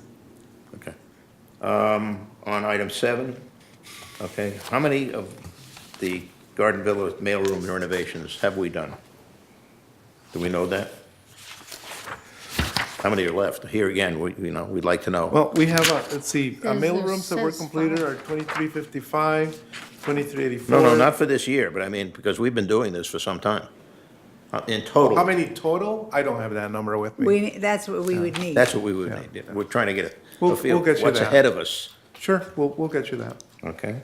On item number 8. Because in truth, you have to look at mailboxes in the community. That's another issue. That's not the Garden Villa issue. I know, well, that's why you have to be like, because then we'll be told we take too much care of the garden villas. Okay, item 8, we had the problem now of the water heater, which I'm sure you're aware of, that broke when they were doing the floor. And I'm just wondering now if we have a policy or a program or procedure established. You have a report in your agenda today that we're going to be discussing that with 2 departmental policies that will address it. Okay, so we will deal with that. I think we had item 12, but that's been dealt with.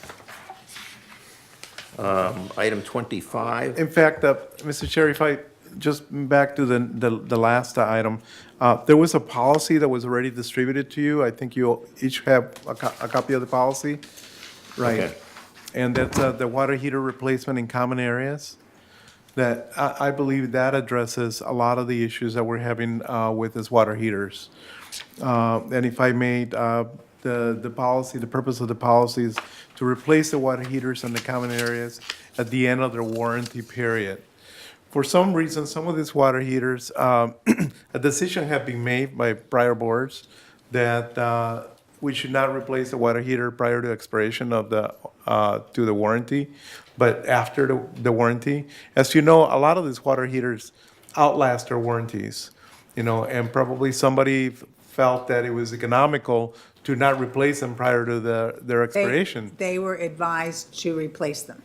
They were, but They were, apparently, it was just a act of negligence. yeah. Or too much to do. So we had always said, we have said this for years, if we're telling the residents to replace them, We should be replacing, yeah. So one of the things that I'm doing now that has never been done is that we're creating departmental policies, and the idea with these policies is that it's in writing, they get distributed to all the staff, and lack of adhering to the policy, it becomes a disciplinary issue. So you will have these policies from time to time. I'll show you copies of them so that you see how we're addressing issues. This is just one of those policies. So from here on, these issues are going to be addressed just like it's described in this policy here. Now, something of interest, I had replaced my hot water heater with a hot water heater with stainless steel, and it's a lifetime guarantee on the tank. So I'm just wondering, and I know Mark Stoll is aware of this water heater, and that presents an interesting opportunity where we're saying it's lifetime. Whose life? Who's life? I suspect the company that makes it. It's only going to be as good as the company's existence. Yeah, Right. That's right. correct. Yeah. Lifetime warranty, it's- company's bankrupt. No, The next year. absolutely, but it's certainly worthwhile looking into and determining whether or not we want to consider going to that type of hot water heater. Okay? I still think, Shepherd's Crook, you're showing a budget of 50,000, and I believe now that we will need additional funding, that's not reflected here. No, we appropriated all the funding that's really required for the Shepherd's Crook. This So is- we're, Yeah. so we're moving forward with that. We're. Is that going to be adequate? Yes, we're in the process of putting together the contract. And as soon as we have that, we'll move forward with the construction. Landscaping, it's already moving forward with the landscaping of these areas. And our surveyor has identified the areas that actually belong to Laguna Woods, city of Laguna Woods, and it's from the wall out. So it's really, their landscaping is really their responsibility, including all the vagrancy and homeless issues that are a result out of it. But relative to the Shepherd's Crook, we already came to you and the board approved their supplemental, and we're past that. So at this point, we're just waiting to finalize the contract, get signatures, and get the contractor working. I understood that the city has offered to turn this property over to our mutual. Which I've recommended very heavily against it. Okay. yeah, we're not We're not- taking anything that they're offering. Right. Yeah, it's a huge liability. Yeah, we said, Correct. yeah, because they keep trying, they tried to sneak one over on Bill. Here, sign this, Bill. Right. So you did get a title report then? Did the, Yes, we did. Bunny, refresh my memory on the Shepherd's Crook, is you were gonna go out and get a quote for the additional height, yeah. right? Yeah. Actually, we did, Okay, and that was included in the amount that you provided us. Oh You- my gosh, You actually okay. this is what happened. You directed us to move forward as long as we did not exceed $300,000 for the total project, with the inclusion of the change order. Right. So we negotiated with the contractor, and we came slightly under $300,000. So the direction was for me to move forward to execute a contract Okay, and bring it great. to you for signatures, and we're getting ready to do that. that's wonderful. Okay, We're still at 2,700 linear feet? Yes, the It's same, 1,700, isn't it? the same distance that we have proposed, yes. So do you have an approximate start date? You're gonna ask me that. Of course. We're hoping to get this contract executed in the next week or so.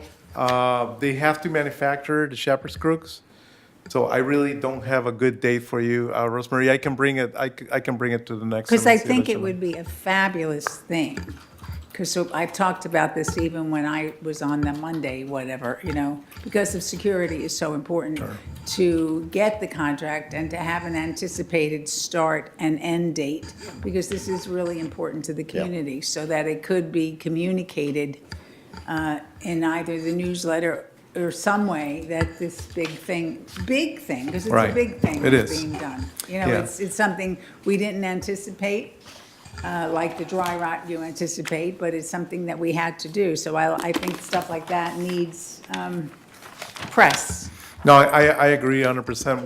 We'll get those dates and we'll work with Eileen to put something out for the Yeah, residents. I mean, like when it'll start and how long it'll take a month for install, whatever, and Yes. you'll see all these guys with this kind of uniform on, and so that they're not homeless people. Yeah. We'll do that. And before the Shepherd's Crook goes up, you're gonna see landscape Right. contractors out there actually. Right, that's doing why their I work. think the whole thing is important, because they're gonna be saying, oh, God, look at this, we're clearing, they're clearing lands, so it's it's a to-do. So you've cut a deal with the city, they're gonna go out and clean up the landscape? No, Oh, no, they're not. They're not. So we're gonna have to. no. We're gonna do it. We're gonna clean up their side? Huh? We don't have a choice. If we want, the wanna security clean- To do the taken care of, yeah, installation. we'll have to do that.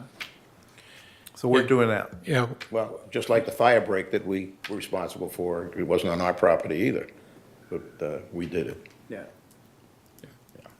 Okay, Maybe Bonnie? we should start a new column, what we do for the For city, the city. Yeah. I as just opposed have- to what the city. For safety purposes. Go ahead, Bonnie. I just have one more question on number 11. I don't know if you mentioned it, on the trash chutes. Do we have a start date for that? I think that's a good start.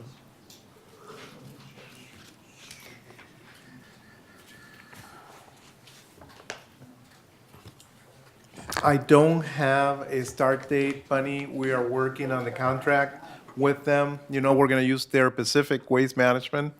And we have everything, all the approvals from you. We just need to get the contract going, so I don't have a start date on that. Okay. For which one was this, Bunny? For the trash 11. Trash chute, chutes. the repair Trash of trash chutes? Yeah. That's it. Yep. Moving on, reports, number 11. Plumbing repair issues of concern. Can I just ask, the building address signs, I saw these, I saw these little sticks with numbers on them, and I'm laughing because I knew they weren't the real ones. So I can give you a status on that, okay? As far as I know now, all of the materials that we ordered are in, and I went around with staff and we located where they would go, okay? And it's a matter now of checking before we install them, is to make sure that there's no electrical wires or plumbing beneath where we're driving stakes in. Okay, No more And power once that's been outages. done, okay, they will install it. because I They'll was let me know. walking with Wei Ming and I said, do you like our new number signs? Yeah, so they'll let me know, yeah. okay? So that's the status right now. Okay, Okay, moving on to number 11. Dr. Chow? Floor is yours.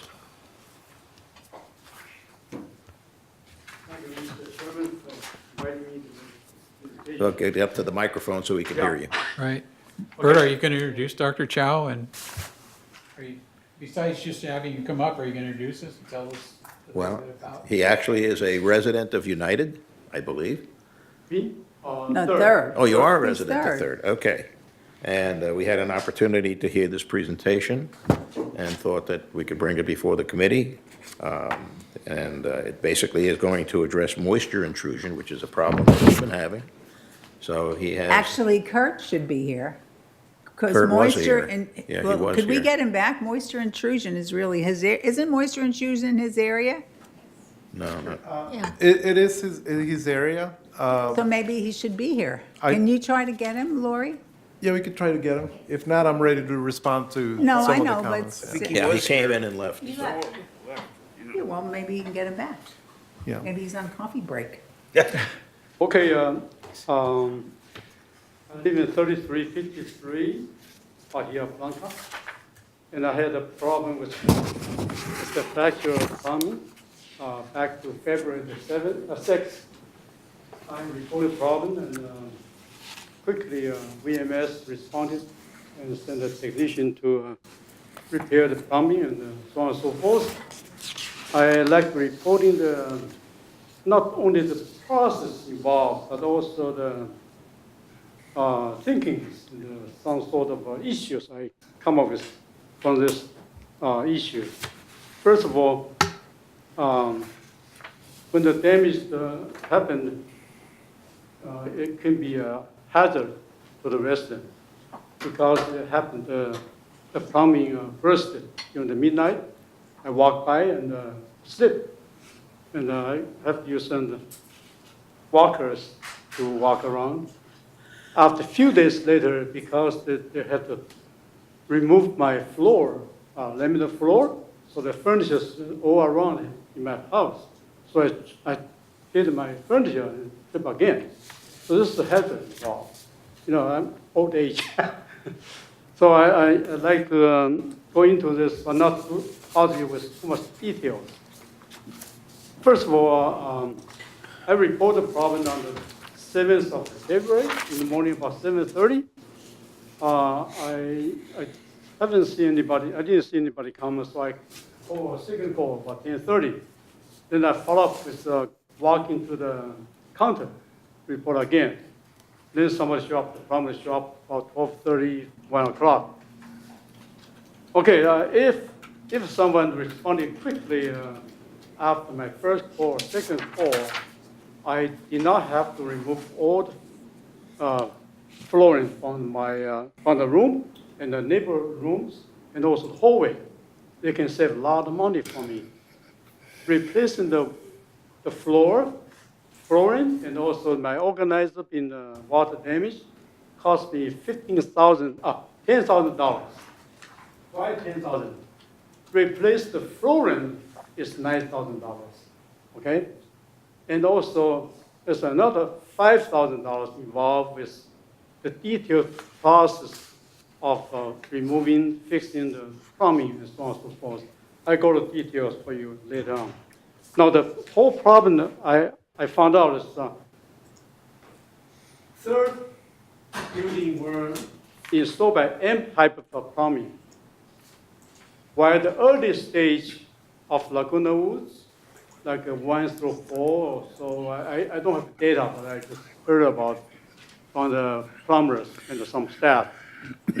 The early stage of Laguna Woods Manors were built by L type of piping.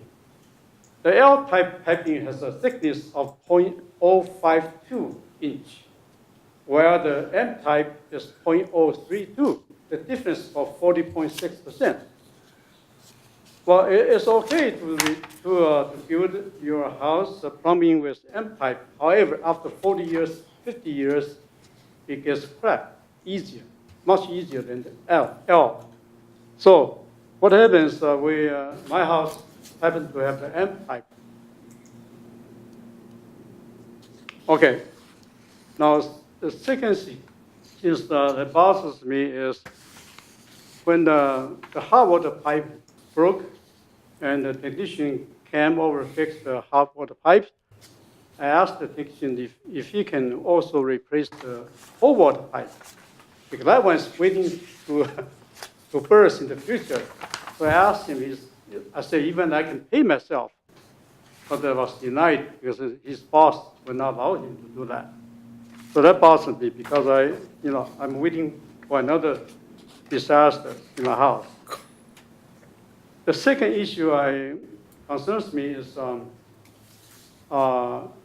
VMS. We created a job ticket valued at $350 for the city to come to inspect the work.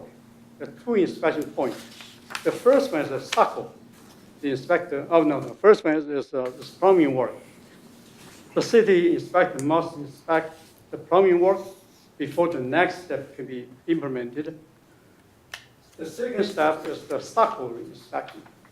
However, I did not see the city inspector came over. I put a sign on my door and also by the plumbing and the SACO area. There's a city inspector, please ring the bell.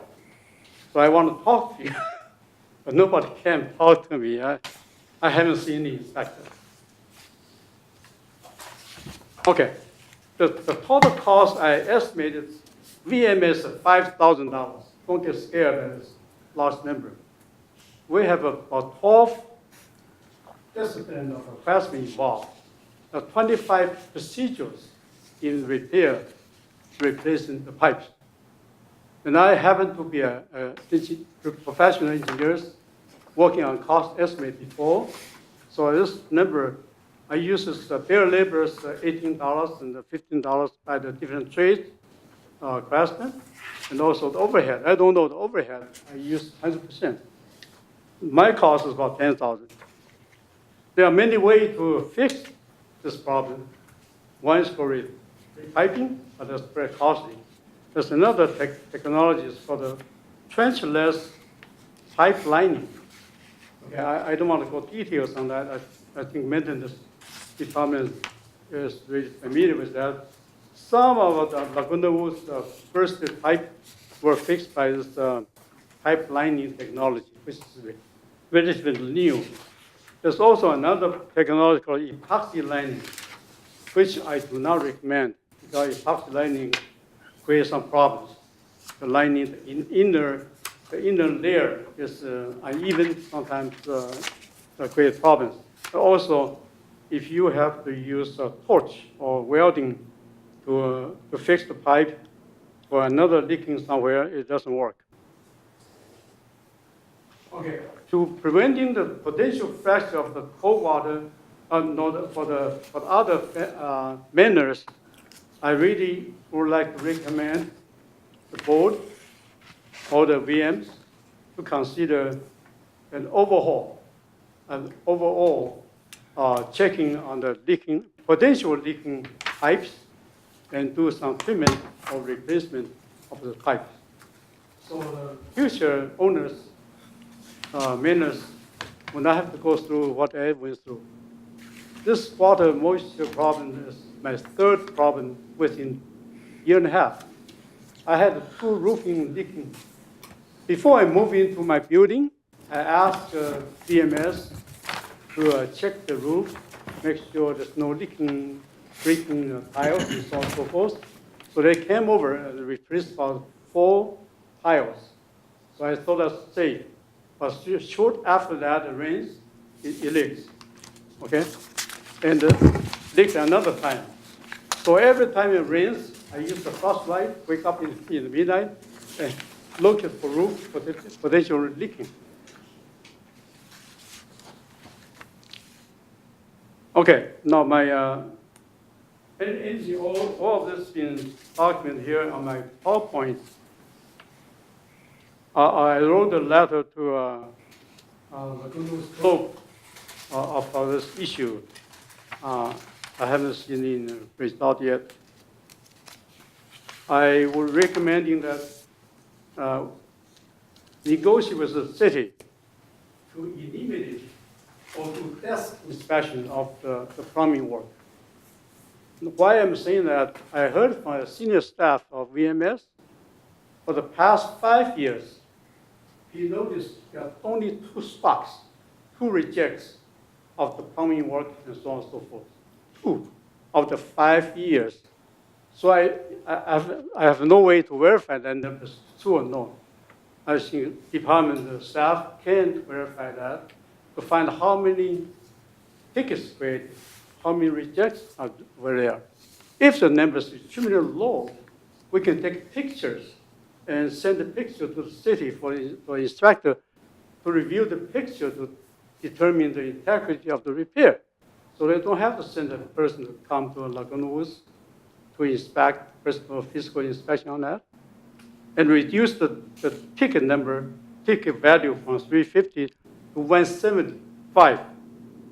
The second method is to do doing a sampling check. No, not 100% check. You don't need a 100% inspection. I worked on spacecraft systems before for 12 years. Okay, we found out 100% inspection does not give you a full value. Sampling inspection is as good as the full 100% inspection due to AQL, 4% of inspection plan. which is, I have details on that, is military standards. So first is to waive this inspection if possible. The second option is to negotiate with them to do a desk inspection with pictures sent to them. Third is doing sample inspection.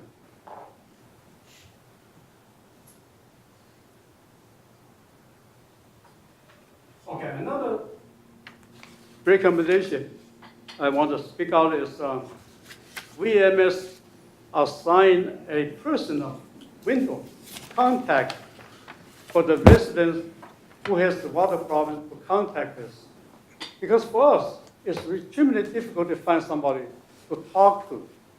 In case one technician does not show up, or something is not ready, or we don't know where to call property services.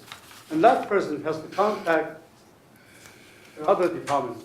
So we've been taught to wait, we'll contact, somebody will call you, but nothing.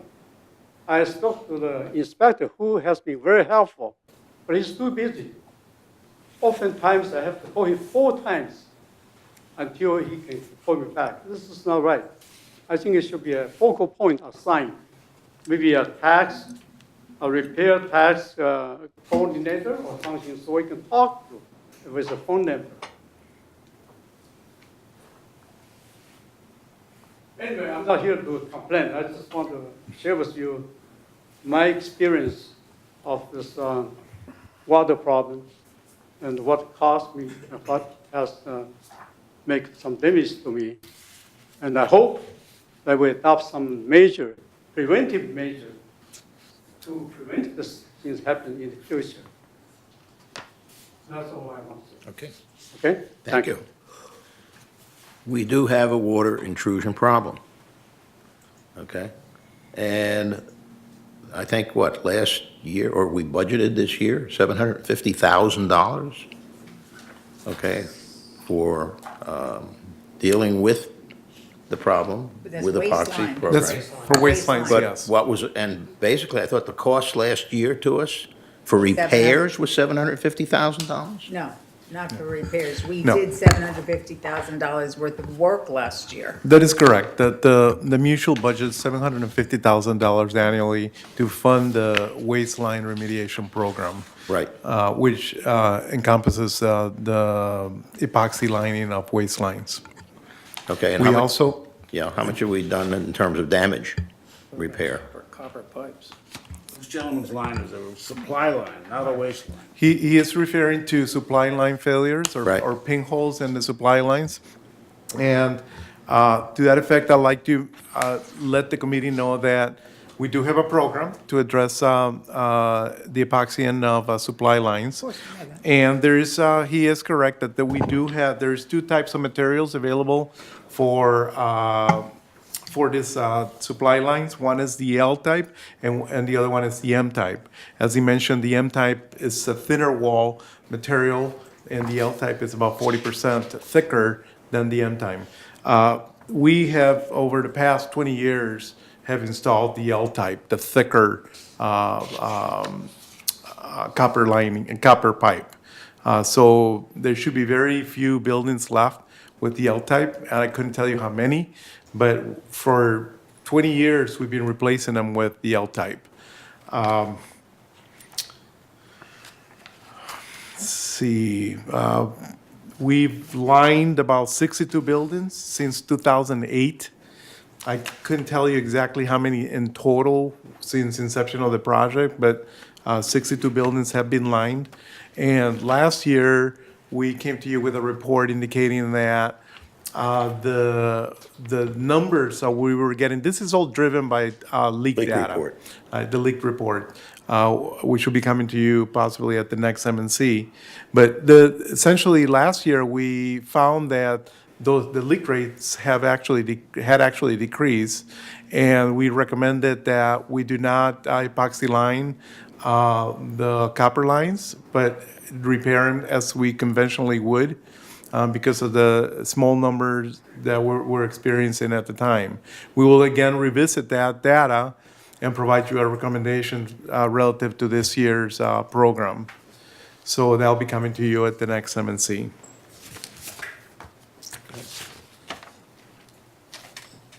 Kurt, do you have any comments to make? In terms of the procedures or how residents deal with your people? Well, I could comment briefly, and Kurt could come up if keep me honest, make sure my answers are correct. But essentially, what it occurs is that when we experience a leak, the first order of items is that resident services should be contacted immediately. So a ticket, it gets opened. The ticket goes to our plumbing department, and they're the first ones to arrive at the location and to secure the leak. If there is damage associated with the leak, then they will generate a more work ticket that goes to moisture intrusion, the department that Kurt oversees, or the division that Kurt oversees. And they will come out. They'll contract with a dry down contractor who will set up the fans and pull rugs and baseboards and whatever needs to be done to ensure that the proper dry down is occurring. And then subsequent to that, our carpenters will move in and restore anything that needs to be restored related to carpentry. If there is a repair that needed to be made by the plumbers, which included the removal of concrete, our 936 division, which is general services, will come in and restore the concrete. So there's a number of divisions that actually are involved in this. They should all be coordinated through resident services. And as each one of these divisions has their own project manager overseeing the work, if it's the moisture intrusion related work, then it'll come under Kurt's responsibility. If it's the plumbing, it'll come under Mark Stahl's responsibility. But it all gets coordinated through resident services. In fact, there's a form that gets provided to the residents, which Mr. Shao signed on February 7th, which has all of the numbers for the moisture intrusion division, resident services, and social services, so that he can follow up on any of the work that's happening at any given time. This particular leak that occurred in his manor was actually handled very expeditiously. It took about 19 days. The leak was secured and the dry down started on February 7th. We rerouted, all the rerouting and the plumbing was completed on the 8th, the following day. Inspection and the plumbing was passed by the city on the 13th. Then the trench was repaired by general services. On the 14th, the concrete was poured on the 15th, and the final lath, stucco, and inspection was passed on the 26th. So it's relatively quick, given all of the divisions that are involved in this, and the extent of the work that is required. So I'm not sure, Kurt, if you want to add to that? The only thing I could add is we are trying to reduce that coordination issue and having all the restoration done by outside contractors to shorten the time people are out. That is correct. One of the things that contributes to the timeline and extends the timeline is that by doing this repairs in-house, it involves multiple divisions. So the work needs to be coordinated. For example, if your carpenters are addressing an emergency or the plumbers are addressing an emergency, this will not be a priority for them because the emergency was already secured.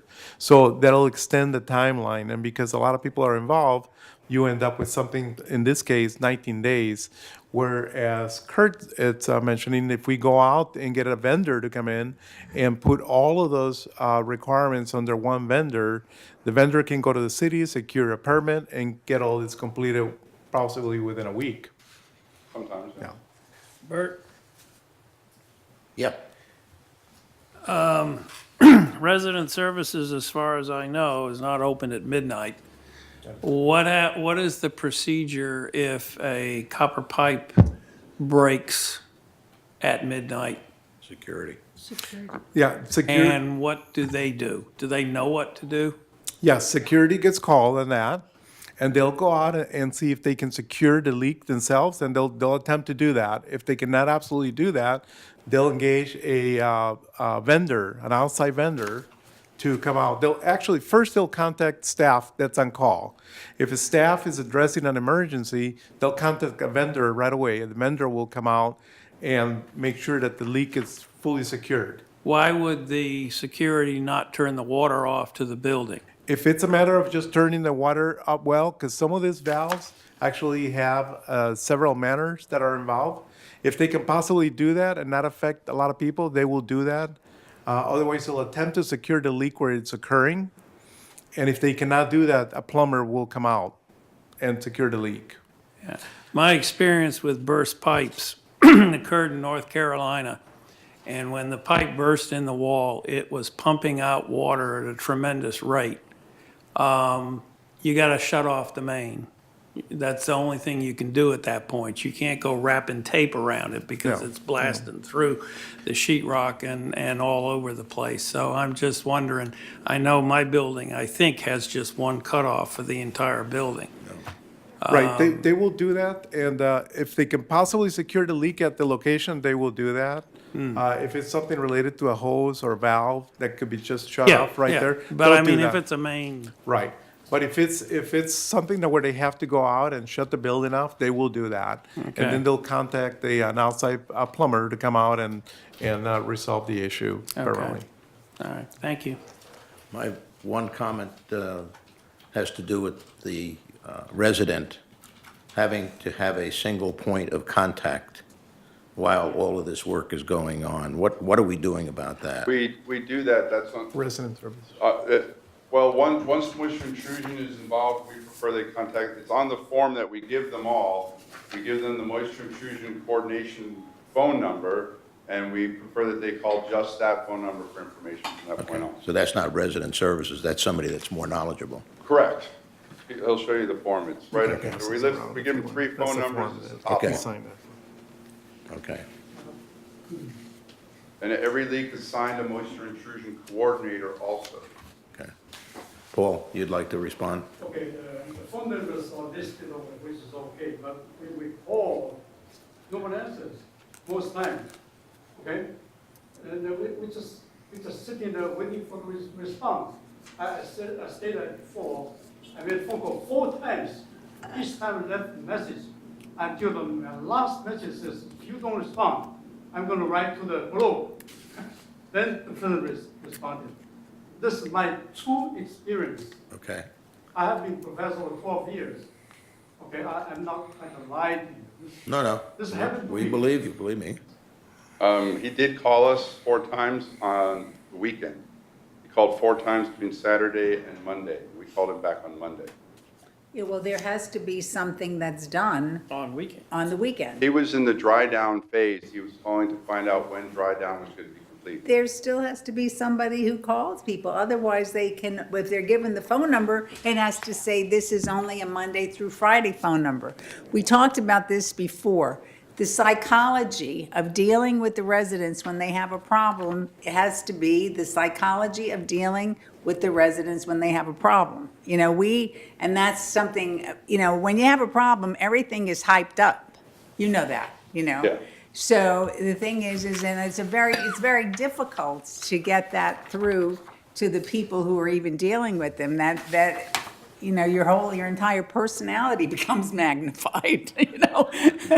So I don't think, if somebody's calling for a question, we can't be closed on Friday, then the number has to be forwarded to something. Somebody. You know, we just cannot have, Security. you know, and we do so much better than we used to, because we used to just close up on Friday. It didn't matter, you know, the whole, it did. So we are working much better, but the thing is we just can't have, there has to be a way that all calls that have to be forwarded, there has to be a different way. I don't have the answer as to what the different way is. We have a new assistant general manager who is going to be working on this with everybody, but it's I mean, you know, I still go back to somebody in security once told my sister, whose clothes were caught in the dryer, "Don't you have any other clothes to wear?" That was one of our staff. You know, so we've taken it light years from there. We have, you know, because I know you would never have that happen, but. No, typically the resident on the weekend, because resident services is closed, they'll call security, and they'll listen to what the issue is. If it's something that is not an emergency, they will let them know that somebody will be addressing their call first thing on Monday. If it's an emergency, they'll send somebody right But if away. somebody, but again, go back to what I said. If it's something that you have, and you have these huge big heaters in your unit, and it's really hot, and the noise is making you deaf or whatever, and you want to ask a question about it, it's you longer. don't care what day it is. Right, no, I agree. So I don't know how that gets corrected, other than you should just work 7 days a week. Okay, right, we're not, no, but I don't know how that gets corrected. I don't know Bonnie? how we do that. Go ahead. Bonnie? Well, because of all of these weekend problems, we did establish that there There's a is duty officer. VMS people that are always on call on the Yeah, weekend. but So if on his list, possibly, that he could also have a suggestion to either call security, you've got Well, 3 people the on pro- there on the weekend, or either, and then security would be able to call the person, VMS staff that's on call. Problem is that piece of paper that you have just seen, Mm-hmm. okay, doesn't address that weekend issue. Right, so Yeah, it so needs to that's do all this. And it So needs to be says addressed on that there. we have no answers after Friday night. Right. Yeah, no, but That- I mean, Can't say yeah, that. yeah, We because can there revise is, the form that's. Yeah, I think it needs to be Well, looked at. and that also goes with, and I'm glad our new manager is in the room, because we have this weekend duty officer now, right, which I asked for, but I bet half of the time if you called security and said, who is the manager on duty? They wouldn't know. They don't know. Yeah, They need. They'd have to come to my house to look for the list. yeah. Steve? Water intrusion, my new favorite topic. Well, good, you could have been on our committee for years. That's right. Poor Ernesto and Kurt. To give you just a general scope, if you pull your 2018 Green Book, it will tell you that Department 909 runs just under $3 million for an annual basis. How much? $3 million. 3 million. So that's water intrusion. Moisture intrusion. The staff side of that is a little less than $500,000. So the rest of it basically is repairs, right? Repairs and restoration. Right, repairs and restoration for $2.4 million. I can't tell you what yours is, but I can tell you that last year, as of the end of the year, United was $1.2 million. So you guys are probably at about the same level that we are. If you take the 3 minus 500, call it 2.5, we're 1, 2 and change, you're probably 1, 2 and change.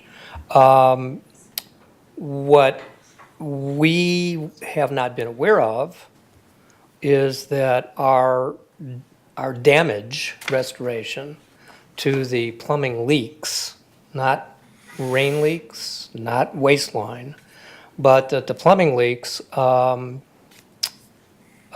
were just shy of $600,000. And that the plumbing stoppages were only about $250,000. So not being cognizant of this, on the board, because, who goes through all this information and looks at all the numbers all the time and does all the analysis?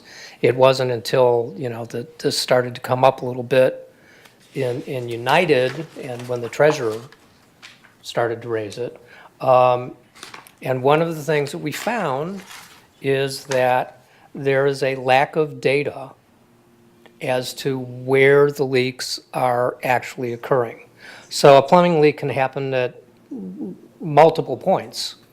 It can be a supply line to a toilet. It can be a toilet separation between the tank and the bowl. It can be a cold water or a hot water feed under a bathroom sink or a kitchen sink or a refrigerator line or a bidet so where is all the information? Well, it really didn't exist. And in the conversations, and I'll paraphrase this, is that at some point in time that Kurt's department started to go through the records from the restoration company and saying, oh, well, it was this kind of thing, or it was that kind of thing. And they were able to do it for a while, but had to stop because of a lack of personnel in the department. So one of the things that I have suggested to staff and also to the United Board, since I'm leaving in 10 days, is that since you're going into budget and you're going to be looking at service levels, is to look at that service level in the 909 department coming up for the next year and figure out what additional funding you might be able to provide between the two mutuals so that department has enough staff to be able to start to collect some of this data. And so you can start to perhaps rethink your expenditures between the waistline remediation and within the plumbing leaks. Right. But that was just, and that's as far as I've gotten with it. Well, I think we're seeing a change, though, in terms of how the intrusions are going to be handled, because we're going to go to outside contractors. Well, they're already at outside contractors. Yeah. So that's, I mean, if you could determine that 10% of your plumbing leaks are pipes inside the wall and 50% of them are valves underneath sinks or whatever, you might be able to come up with a situation where you could reduce $500,000-$600,000 worth of restoration. Place the valve. I mean, because that's not resolving the problem. That's the damage repair. That's the restoration. Yeah. Then you got to get in there and think about whatever else it is. And I know, for example, in my own unit, it's had alterations in it in the bathrooms, and it still has the original oval full turn knobs on them, and they're all crusty. And if you go and you mess with it, it's going to start to drip. Yeah. And so, I don't know. We don't know what we don't know, but maybe we can make a better effort to find out what we don't know, and that might help us save some money and be able to resolve issues more quickly. Yeah, Mr. Chair, if I may add to Yeah. that, the mutual budgeted 1.3 million, or $1.3 million, I think it was. And the actual work was $1.5 million. Did I get that, or is that backwards? Backwards. Actually, they budgeted 1.5, and the actual spent was 1.3. And as Steve said, this is a result of old leaks. So this could be roof, could be your toilet, could be your valves at the toilets, could be the waste lines, could be the supply lines. But I venture to say, and I agree with Steve, that the amount resulting from the waste lines or the supply lines is very, very small relative to the entire leaks that occur in a manner. So,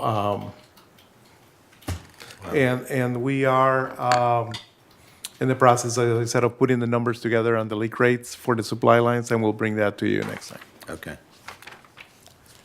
So do we think that we need to put a little work together, maybe a task force, to look at this more closely? It would be my suggestion that you allow staff to take a look at what they believe would be necessary to raise the service level, and then bring that to you in the budgeting process during the course of the year. I think it's well understood between Kurt and Ernesto and the departments of, what has been and what could be, and let them bring you requests for the service level like Ernesto did last year, and bringing 2 additional people into his department, which, so it's now being discussed. So, Yeah, currently, and I'll get you a report on this next M&C, but currently at the current funding level of $750,000, you would have lined all of your buildings in approximately 11 years. At that current funding level. Prior to 2017, as I mentioned in my report to United, staff was only doing the epoxy lining to the exterior lines. So if you plot the labor hours that Right. resulted from that, you can see that there's a trend on the exterior, on the exterior backups, that it's trending down. The cost is trending down to the mutual. However, if you look at the interior lines, that has actually trended up because that hasn't been addressed. Then 17 was the first year that we addressed it, and it's beginning to flatten that line. And then subsequently, possibly next year, you begin to see a trend down. But with the numbers that you're budgeting right now, and at the rate that we're lining those buildings in Third, we're looking at about 11 years to fully line everything. Everybody satisfied with an 11-year? Well, the thing is we were, Ernesto, you're rubbing salt into our wounds because we were asking for a program in the past. We had the copper pipe, that was it. And we couldn't get anything else. But we do also have to address, which you weren't here, is that in our water problems, in our dry down services, the two biggest problems that we have are the water heaters and the ice machines. Right. And that is not your fault, but it's a big education to the community. I've tried everything. I mean, we've talked about it. We've said, don't twist the little wires under your sink. Don't do this. Don't move your refrigerator because you might undo it. But we really have to because it's constant. It's constant at our hearings. It's like such a big thing. It's almost like you can either have a water heater or an ice machine or a washing machine. I mean, because it's like it's so many problems. So we really have to address that because even though it doesn't cost us, it does cost us because it's still all of your time. Sure. So we really have to do a big thing with communicating out there, whether it's, different kinds of checking it, having a checking program, Well, all of this Steve? stuff. Inspections. Some years ago, I actually contacted the manufacturer of the little alarms, the water alarms, the mushroom kind of cap things. And that is certainly another alternative that you can present, and you can consider making a large purchase of those. They come in 3-packs, 4-packs, and make them available to your owner residents so that they can place these alarms underneath their sinks and next to their toilets. And they are inexpensive in that regard. They do last about 3 years, I believe, with the batteries that are in them. And they're very loud. And I can send you the information again. It may be something. Again, it's a situation where if you don't know you have a leak, and it sits and it festers for days, even a small leak. Well, months. Some of Or them have been months, months. okay? Now it turns into, I Major. gotta rip out the cabinet, I gotta rip out the wall, we got black mold in there, and it's this huge expense. And you may wanna look at, for $10, can somebody buy 3 of these little mushroom alarms? I'm just using a number off the top of my head. And they can place them within their units, and when something does happen, they're gonna know about it supposedly immediately unless we're on vacation or some other issue. Which hopefully would limit the amount of damage that would be. Correct. Yeah, I mean, if there is something like that, I don't know, There is. for ice machines? Well, you just put them next to your refrigerator or you put it underneath the Underneath the sink. refrigerator. Moisture sensor? For Well, your- like, they're we not- should be like, Of course, then the housekeeper comes along and with a wet mop. most of them don't clean behind things. Just underneath. I mean, you do have those problems. I mean, you can take a look at budgeting it. I can get you the quotes again direct from the manufacturer, right? And I think I got a fresh quote again last year. I'll have to find it in my record someplace, but, And I'm sure if you bought them in the quantities that we would be buying them. well, it would be a and lot less that's exactly expensive. the point. That I gave him the quantities for both of the mutuals, and he was kind of like, oh, well, I can give them to you at this price if you're going to buy them in that kind of quantity. But then, when you look at the amount of money you spend for restoration, And the money that I'm talking about isn't even in there. understood. So would you like Well- me to forward that to you again, and you can have your committee look at it? Yeah, we can look at it. Okay. And what are you gonna have Kurt's department sell them? Kidding. But I think here's the issue, okay? We're being told that it's an 11-year, okay, before, this thing is going to get resolved, basically. And is that satisfactory to members of this board, or is this something that we want to look at to shorten the time period? Thing is that has to come up at the budget meeting. We have to look at the budget meeting. But remember, part of the thing that you're supposed to be looking at are some of the reserves that we have correct? Are some of them too much, or they too little in certain areas? So we should have to start pre-planning and pre-meeting, and not suddenly, all of a sudden, here we have Correct. 5 minutes left to do it. Yeah, and again, it should be driven by data. Yes. To just add additional money to a No. program. And it has to be is not really the way you want to go. because- Detailed data. and That's why I want recommendation. that leak report. Okay, so- Exactly, well, but that's only for copper lines. We're talking Right. about 11 years Yeah. to line your waste lines. And as Steve mentioned, not all your leaks result from the waste lines. And that's the information that you really need. What is the cost of repairs related to the We've waste been lines? asking for that forever. Yeah, and the data is You not just available. weren't here. But the data is not available, as Right. Steve mentioned. I mean, we actually had a program that you were testing, where if somebody was coming in doing major renovations, remember, we offered to work with them to take care of the intake, waste lines, everything, and we couldn't get people who wanted to wanted to participate in it, because it had to meet all of these criteria. But, so we've been trying to do it, it just hasn't been easy, so we have to look at that amount. Okay.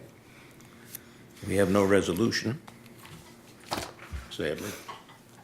But we do have to put this down as something to be addressed in the next budget cycle, Actually, yeah, okay? And staff needs to get us the information that we need so that we can make the decision. So hopefully, we'll have that information. Thank you, gentlemen. Okay, Planning budgets. moving on. Number 12, non-emergency chargeable services. Mr. Chair, if I may, real quick, I'll summarize this item. As you may recall, last February, your committee meeting, you directed staff to bring back suggestions as to what services may be added to chargeable services for residents.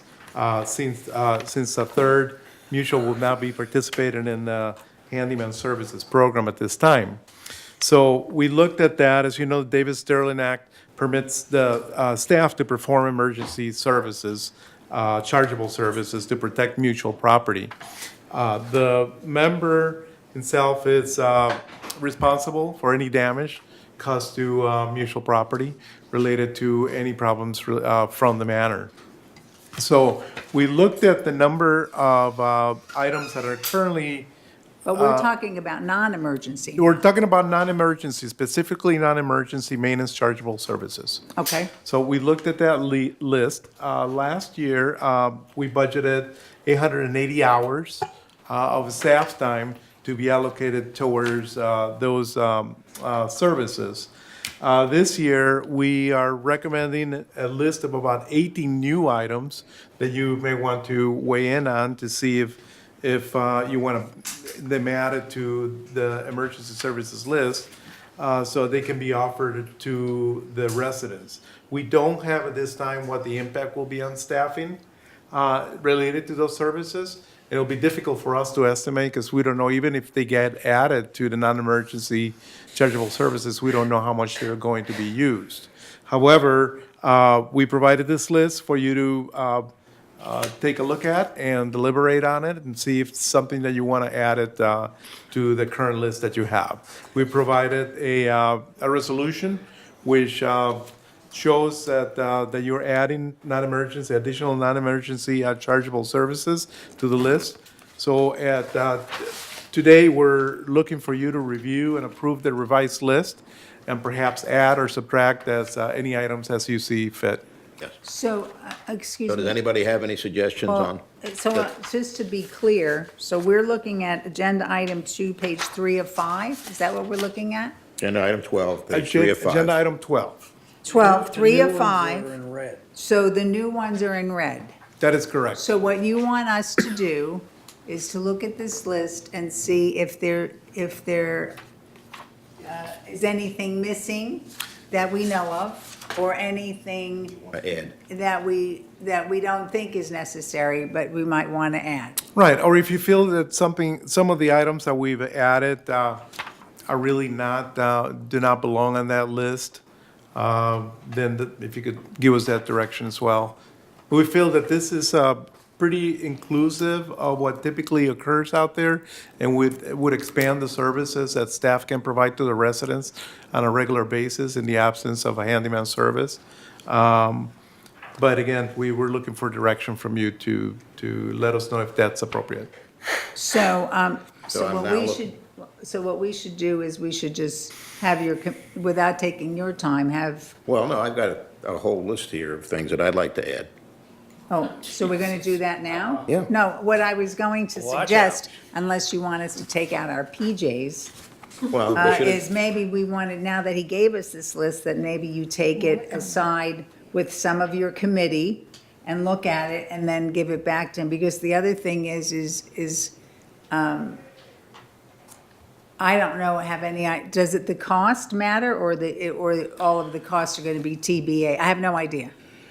Well, the costs do matter, and bear in mind that even if we, I mean, there's finite number of staff, and there's finite number of hours that are available to do all the work that we need to do. So relative to adding items to this list, it will create additional demands on staff time. Well, but if So- you're charging for it, you might have additional staff. No, you're charging for it, but the idea was to be able to address it with current staff. At some point, as we evaluate that, we may come back to you and tell you, no, we need another body to do this. See, the So- issue is this is when they took away all of the services that were available, chargeable services, either people had to hire other people.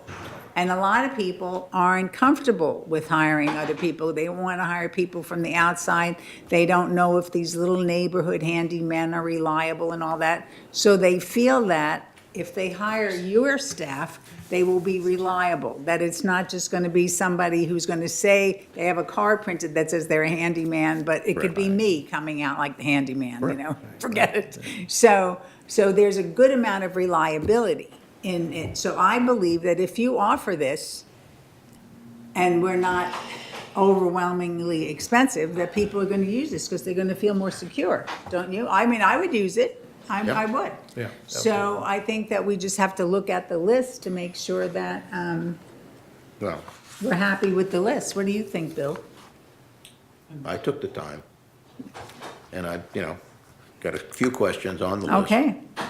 One question, we have repair replacement of standard towel bars and standard grab bars, okay? And then down at the lower level, you have installation of standard bathroom accessories. And I'm curious about the difference between the accessories and are not towel bars and grab bars accessories? One's repair and replacement, the other is Well, why don't we just have one line, the installation and repair of? So there is, Yeah. we're making the distinction between the towel bars and the grab bars with other accessories such as things that you can put on the wall to hold your toothbrush, to hold a Okay, cup. so it is different. Yeah, it is different. So then why would we not also provide installation of standard towel bars or standard grab bars? That would be the installation. What if it Because isn't all it says here is repair or replacing. No, it says installation. No, it doesn't. Placing, I guess, is installation. At the bottom, right above the rodent Yeah, we- entry screens. But that, we could change that. We could put repair / installation. Okay. So Why it's- does it have to be standard? I mean, what if somebody wants to get a nice one? Well, Well, they could provide their own, would they Like not? so does that, see, when you say install standard bathroom accessories, are you providing the accessory, or it has to be an accessory that somebody provides? typically we provide it. Well, that would be- They're stock items, but you can certainly request that your own item be installed, so. Yeah. So that would have to Doesn't- be indicated. That's correct. If you It want doesn't- nicer, bring your own. Well, you can purchase your own accessories and we'll install them for a chargeable service. Right. Right. So Okay. installing items that you, okay. Yeah. Okay, that's good. We got to distinguish between them. Okay. I'd like to see hooks or nails in stucco, okay? Where people are allowed to attach things to a stucco wall, which we do allow, but we would like to have, this done by our staff to make sure that we're not going to wind up with any water intrusion, that it be done properly. Why don't we discuss this we've got this as an I add-on. already asked him to do it in a separate meeting. Well- He doesn't want to. He Well, no, wants- no, I I'd mean, like it's to- one of the things that we Why don't took we out do of that? ACSC and brought it forward here. Take a look at this and come back at the next meeting. It'll be on the agenda. Well, because I Okay. think all of the board members, because I know that Bert has some things that he wanted That's to look fine. at. But, so, why do we charge more for the person to go to a house in Third than they do in United? Why is there a higher minimum charge? No, we, I think there is. I think ours is 25 and theirs is You like. guys increased it to 25. They did? You Oh. did, yeah. Okay. Okay, so let's do that.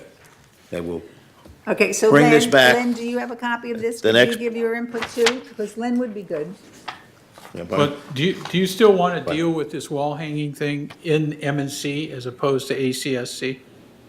yeah, I Okay, think, you want to deal with it here? yeah, it's a chargeable Okay. service. Okay. In other words, you're not dealing with chargeable services, are you? No, but you've got a staff report that you're dealing with here that affects chargeable services. And you got, prior to paint, these guys are pulling these things out. And the residents are coming back right behind them after they do it and putting them back in. And there's a school of thought, I was just talking to Kurt in the hallway, that, just throwing this out for the conversation, is just have prior to paint right over them, it seals them, and you don't have this taken out, putting in, and moisture intrusion And issues. that, I think, you have to deal with in architecture. In other words, in the prior to paint program, you define. We have to deal with it in architecture. What do you mean, you? I'm no longer a member of that committee. But then you can't come to the meetings. No. Yeah, that's it. Okay. I believe that there's a policy in here. Right, Your item 15 will be addressing that. yeah, right. Yeah. So, So we're gonna come back to you with this. Okay, so this will go Okay. on the agenda for next meeting. Will agendize it, or would it be easier for the committee to just email me your comments as to what you want to add it? Well, he has to hold the meeting he has to get it to the other board members Yeah, who so want to you- give their input. Got it. But I think that, would you be able to get it to him a week at least a week before the next M&C meeting, Bert? Yep. You got it? Would be helpful, yes. Thank you. I just have a question and clarity. Go ahead. This flat rate, $25, is that per service, per time they visit, or per per hour. incident, Per hour. or per hour? Yeah, Good what is it? question. That's a per visit. Wow. Per visit. visit. That's Per cheap. visit.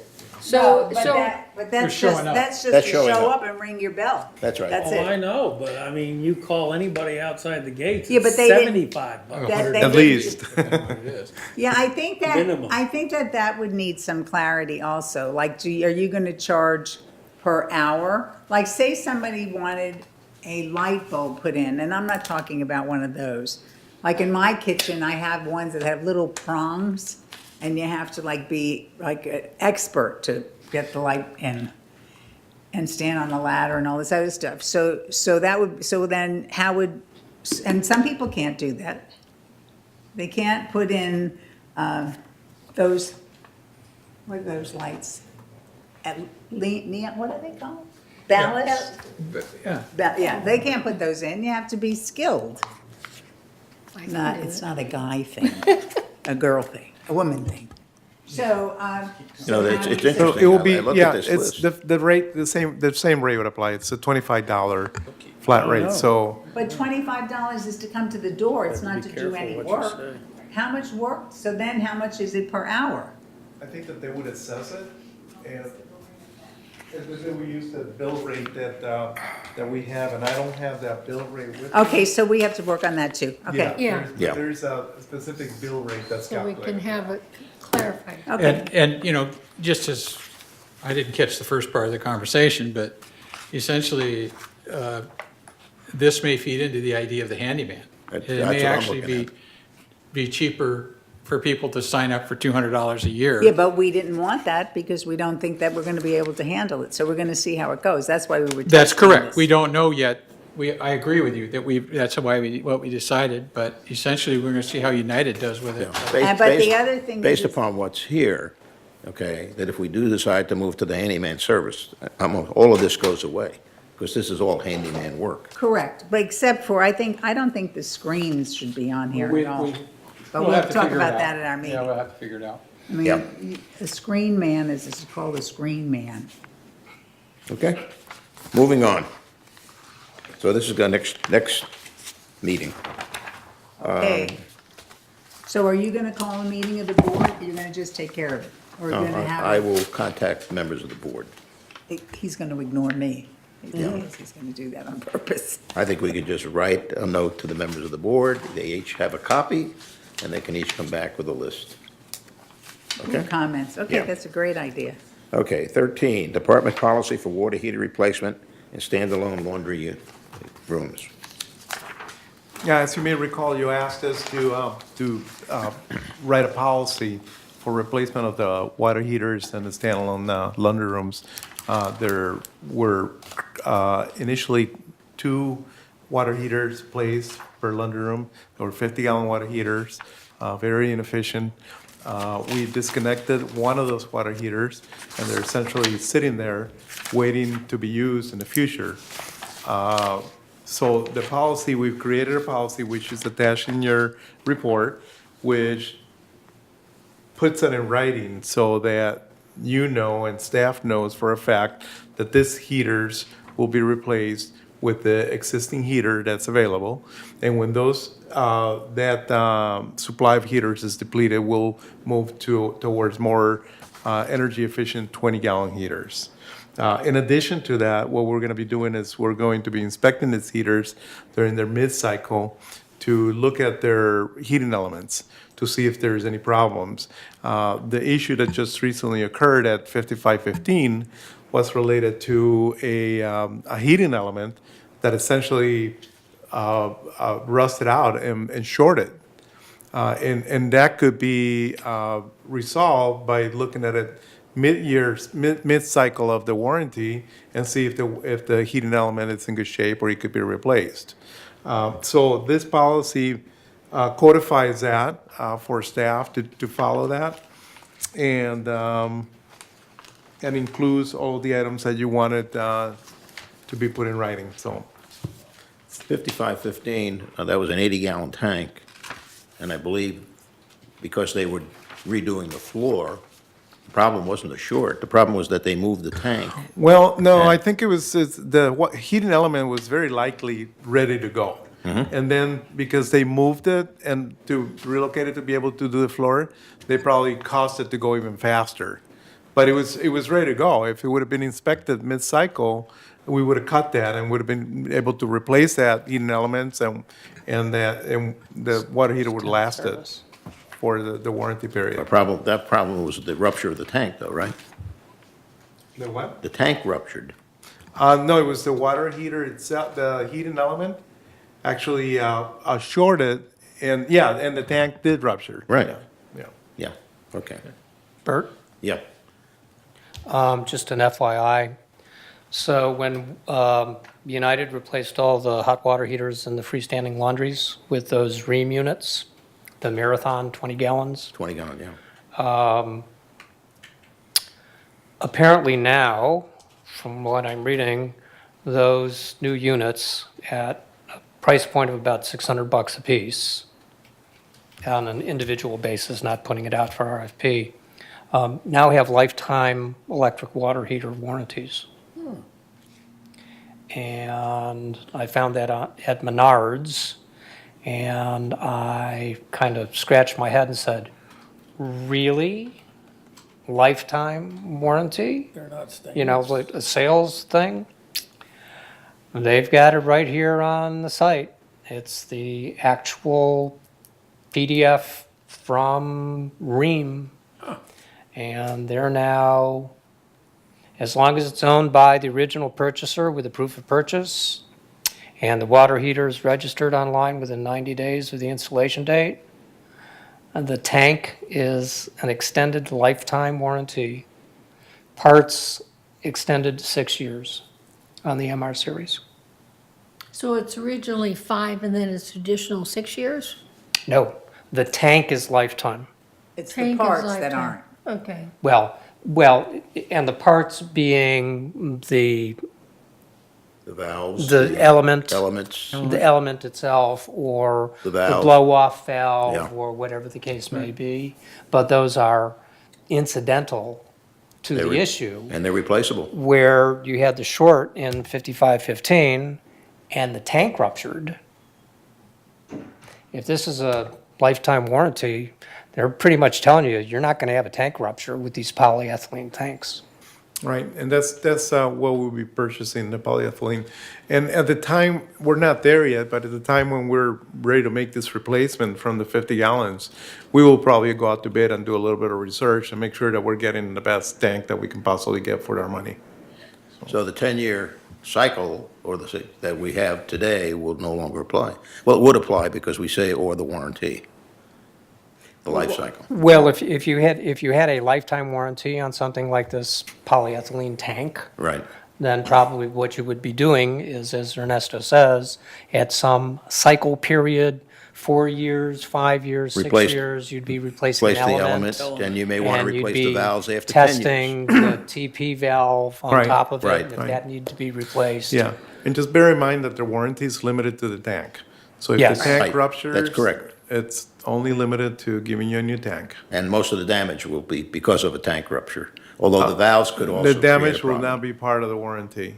Yeah. It'll be just Right. replacing of the Correct. tank. Yeah, But you might be able to have some insurance policy benefit based on the fact that you're now using a product that is of a certain It type might, with yeah. a lifetime It may warranty. change our premium, yes. Yeah, could Yeah. change your water damage premium. okay. Bunny? I just have a couple questions. One is, how much more inventory do we have left of these 50 gallons? Because this was talking about, replacing. If my memory serves me correctly, not counting LH21 buildings where there might be more than one tank in a few buildings, I'm not certain, but the freestanding laundries are 42. 42. So you would have 42 additional 50-gallon tanks at best. At best, yeah. And we do know that you just took one out of one of the laundry rooms, so you probably have an inventory of less than 40. Right, and Currently. the other issue is as every year goes by, those tanks are still aging. And you're gonna have to come to some conclusion if we may come to the conclusion, by the time we get to one of those that right now would be usable, we may say that that's not usable when we get ready to use it. Yeah, So- that's a very good point. When we're getting ready to install these tanks, we'll look at the original warranty and see where it's at before we start installing them. If the Right. warranty You or the don't want to condition. install one that has 2 years left. That's correct. Yeah, those are A.O. Smiths with 10-year warranties, as I recall. Correct. Yeah. Okay, just one more thing on your resolution. There's some editing that needs to be done. And What anywhere, resolution? this one. The one on water heater. on Oh, I was water looking at the policy memorandum. Oh, Yeah, you got a staff report, a policy memorandum. and then the resolution. Where's the It rest? just, I'm just gonna say. There is no resolution. There is no There's no resolution with this resolution. item. Well, how come I've got this? Is that number 14? What page is it? Page number, That's number 15. We're on 14. We're in item 15. okay. I'll mention it when we get there. So we don't need any, 'cause that's just a staff thing. No, it's a staff, Yeah, policy. that's what it's your policy. That's You're correct. just updating us in your policy. That's correct. It needs some editing. Okay. So now you're up to 14? 14. Guard Villa Rec Room heat pump replacement update.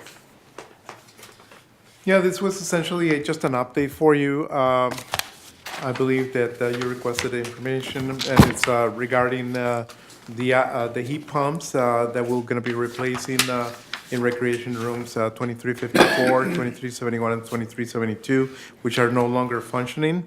And in addition to that, we're going to be replacing heat pumps in the rec rooms at 2353, 2386, 87, 88, and 2391 and 2393. They have not been replaced since they were originally installed, so we'll be doing that. The price of this replacement is about $1,000 each, and we have funding allocated for it. You allocated $9,000 for this work. Well, so, but I can, so, and there are nine heat pumps that you took into consideration. There are. Right, Right. So that's why it's 9,000. exactly. So we And what we're budgeted. supposed to look at is, at the rate we're going, it would take 4.5 more years.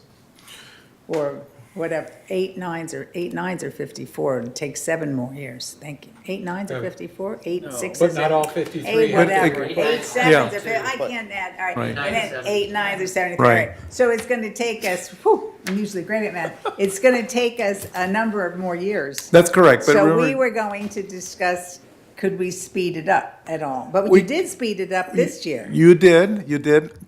And this is again another program that should be driven on data. Yeah. And we collect the data. We inspect this pumps and heaters, and if we determine that they're ready to go or they need to be replaced, then we add them to the list. So you'll be giving us a recommendation at budget time? That is correct, yeah.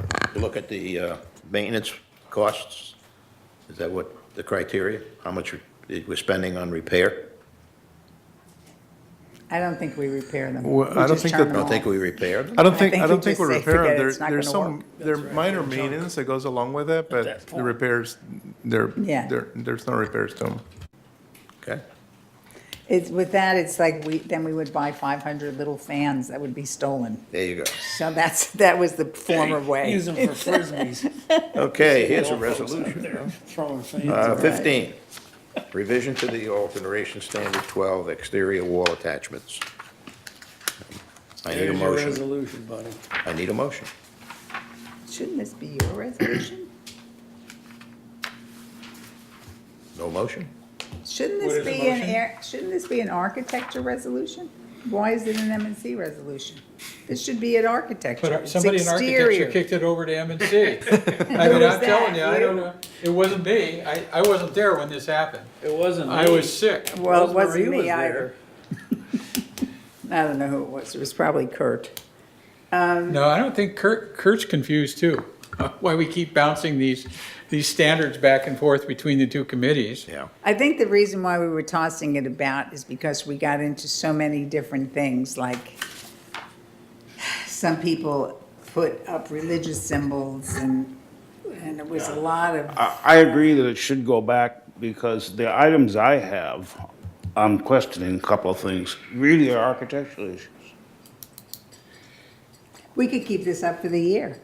We never have to make a It- decision. it's For really example, hard. I'm suggesting It's a what about- crossover item. I mean, Yeah, right, It's start a new game of Pong here. yeah. I'm questioning, what about flags? I have a flag, my neighbor's got a flag, that's not mentioned in here. And two people were arguing because one people had the American flag higher than the Israeli flag, and then they wanted to put the Israeli, I mean, it was just not pretty. Okay. I think that Do we have- in truth, this should be something that we should ask our legal counsel. And what kind of, in typical homeowner associations, what kind of rules and regulations do we have as far as, Right. I think, I that- think that would be a way to do it, because it's like, am I gonna, in my building, somebody has a big cross, another person has a big angel? I mean, it's like, if you have a Why three-story do we building, call we've got that a legal 20, if situation? you've got 24 residents walking by and seeing these wall hangings, so they're Then not you have allowed, it- so then you're punished when you live in a three-story building. You can't have wall hangings and you can't have a washing well, it's not machine. even just that, it's just the idea that you've got all these eyes on it, right? Yeah, Well, but- if you've got a Cabrillo and it's behind a patio wall And my guess. only your friends come once a Well, month. that's behind the patio wall. So I Okay, think. But it's still I- causing the same problem. I'm I mean, gonna, that's I'm going to take this to Sandra. Okay.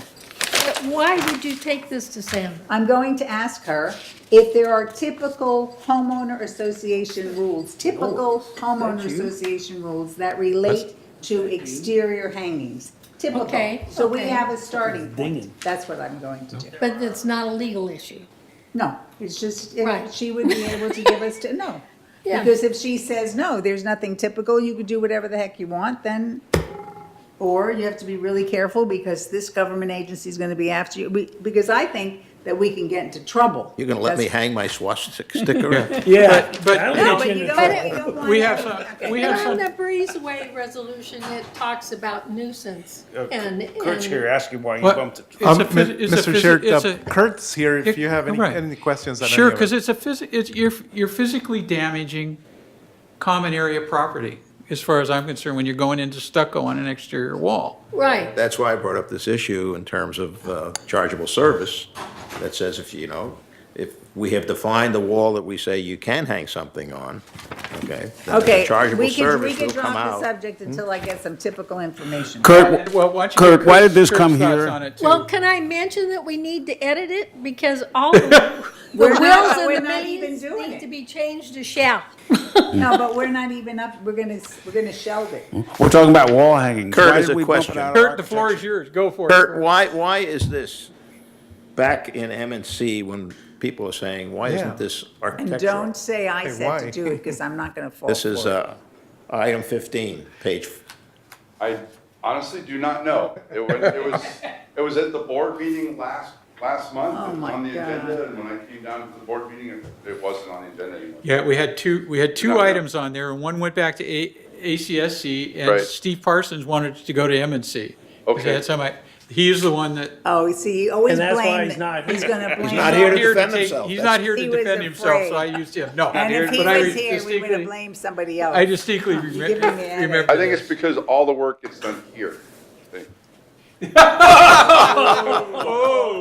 Oh, that Okay. was low. so there's a recommendation that we just move this back to architecture. Yeah, let's, I'm going to ask a question before time, so, Sure. but I'm gonna copy. She'll the answer it bill. for architecture. architecture's 3 weeks away, 4 weeks away, so you got plenty of time to get some Plenty. answers. Yeah, okay. Okay, thanks. Thanks, sir. That's the last item that we got That's the to last item. discuss. We can go home. Okay, on future A ball items. game. Keep on looking at the non-wood alternatives, and that keeps on moving. Are you for Keeps Villanova? What? on moving, and it's been on there for 6 months, and it's still met, it keeps on moving every month. Can we finally get something on that item, non-wood alternatives? Absolutely. You set the agenda, so you tell us what you want. I would love to see that for next month. Okay. What? We'll Which one? Non-wood we'll be happy, alternatives. we'll be happy to bring you a list of what can be used and what our practices are. Thank you. Right. And that could affect trellises hanging on the exterior walls. And you're gonna move, can we move the copper pipe epoxy lining report up from June to next month?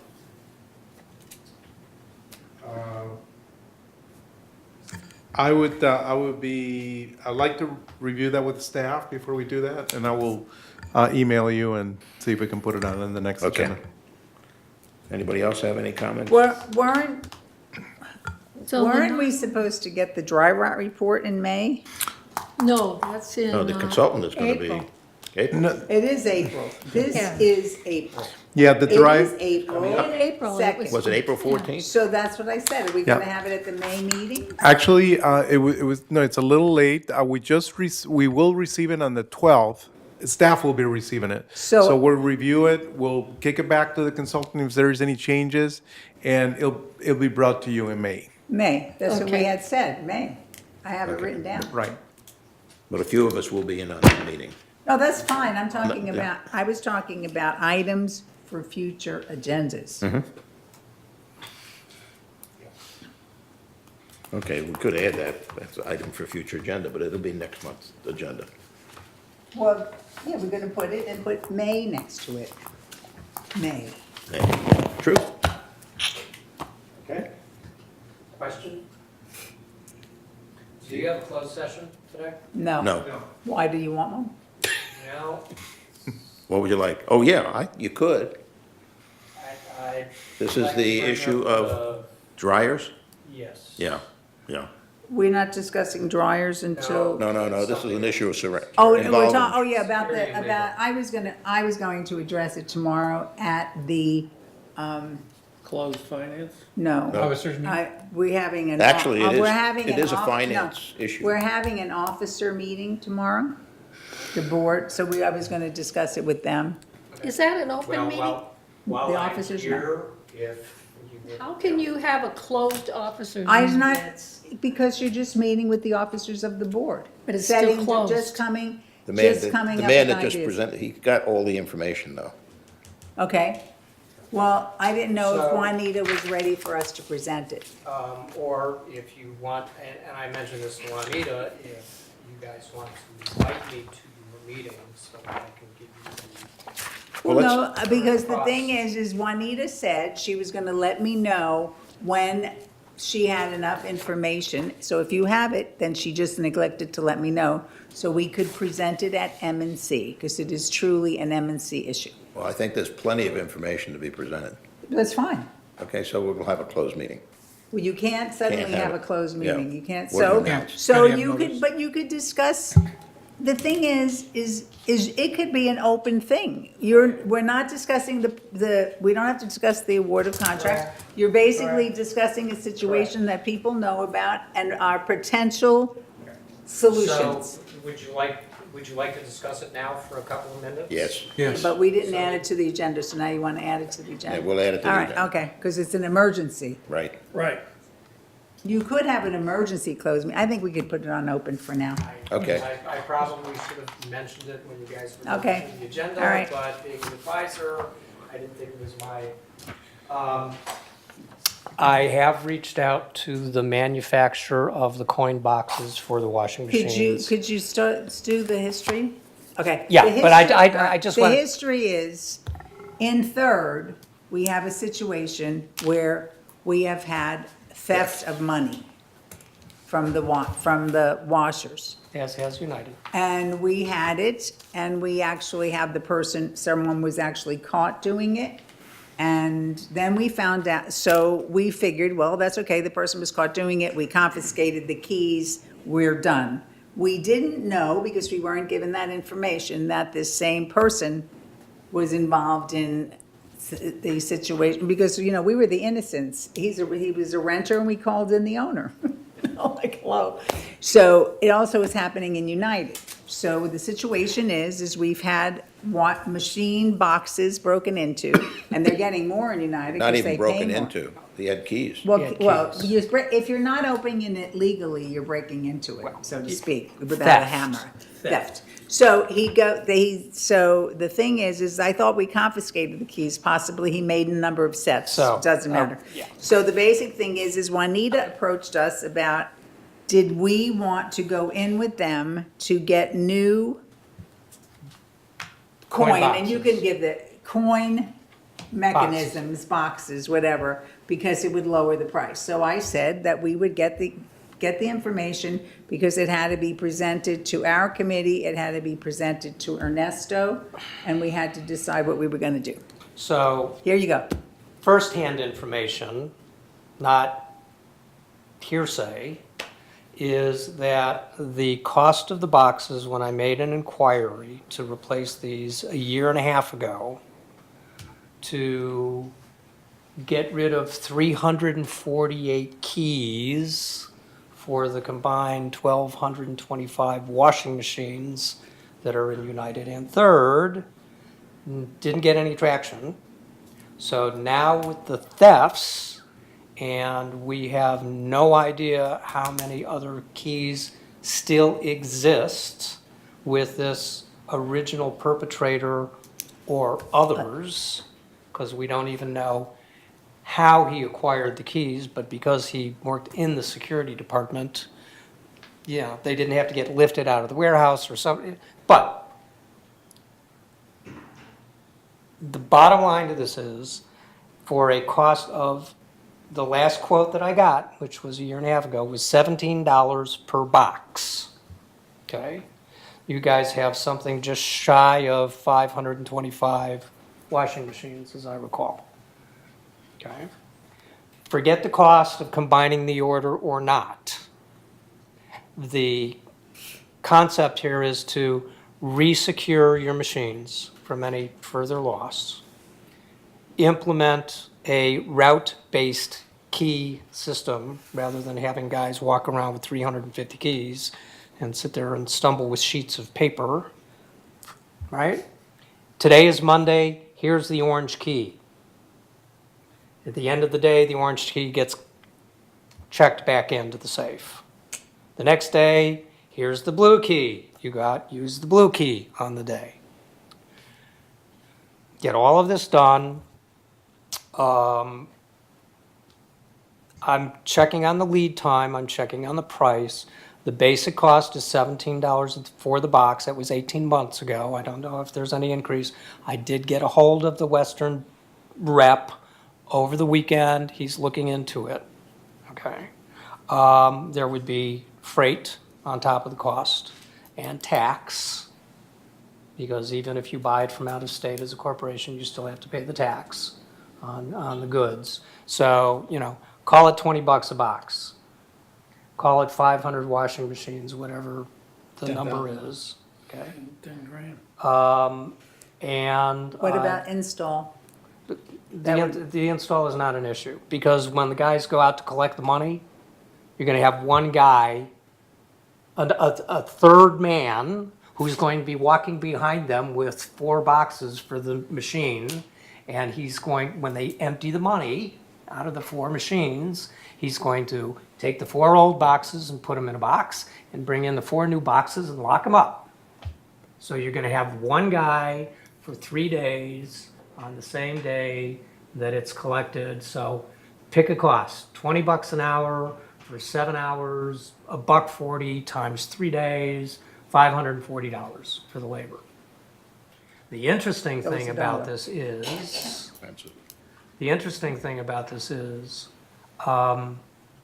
by doing so, and United Attorney has confirmed this, you could file a civil suit against the perpetrator for the damages incurred for having to re-secure your machines.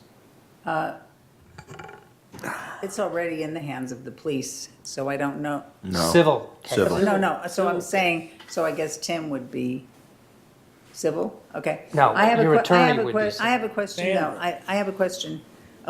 A long time ago, when you were working on this, and we talked about how absurd it was that 2 security people were going out collecting the coins. And you actually said, that they actually is a tracking device so they could write down what the starting was and what the end was. So we only had one person collecting the coins. And also, that would immediately tell you if you were having a break-in problem. And we have not done nothing with that. Nobody is looking at the tracking device, and we still have 2 people going out collecting the coins. So will this new system force that? Yeah, because you have to. It's absurd. So, You can. The machines were programmed 2 years ago, I want to say. It was April. about that. 2 years ago, At it was least in a year and a April. half, yeah. Yeah. And there are 2 mechanisms at your disposal. One is at the time that you collect the money, you can go through a series of button pushes on the machine and get to a sub-level screen which will tell you how much money is supposed to be in the box based on the number of loads. And you could write that down on a ticket and you could throw it in the bag. Now, the only way that the change that occurred in collections, the old way was the guys would walk around with a bag until it got too heavy. So they would go from laundry room to laundry room to laundry room, and you've got 4 laundry rooms, Right. 5, 10 laundry rooms full of money. You had no idea where it came from. Source the bags. You now have duck cloth bags with zippers. Each laundry room is collected separately and has been for some time. Okay? So at least you can monitor your collections on a room-by-room basis. If you get to the button pushing and you say, well, this machine says it's supposed to have $35 in it, and this one says it's supposed to have $60, and this one, and you wrote it down on a piece of paper and you threw it in that bag, when you go to weigh it, you would have something in the bag.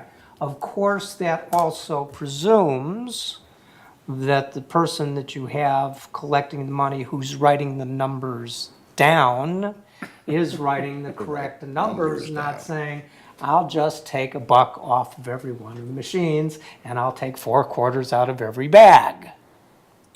Does it, the However, machine have a continuous read on it? It does. That's what you It need. has a cumulative total, so you could do that as well. But again, if you have the person who's collecting the money doing the cumulative total, unless you're going back and performing some kind of audit to make sure what he's writing down is done, you could be in the same position. So what you might consider is just having a random audit basis, where what you now do is when the money is collected from, a location, you get some numbers from a third person who goes out there, and then a couple of months later, you send that person out and you say, oh, how many loads have been done in the last 60 or 90 or 100 days or whatever the reporting period is, and then you go back and you take a look at the collections.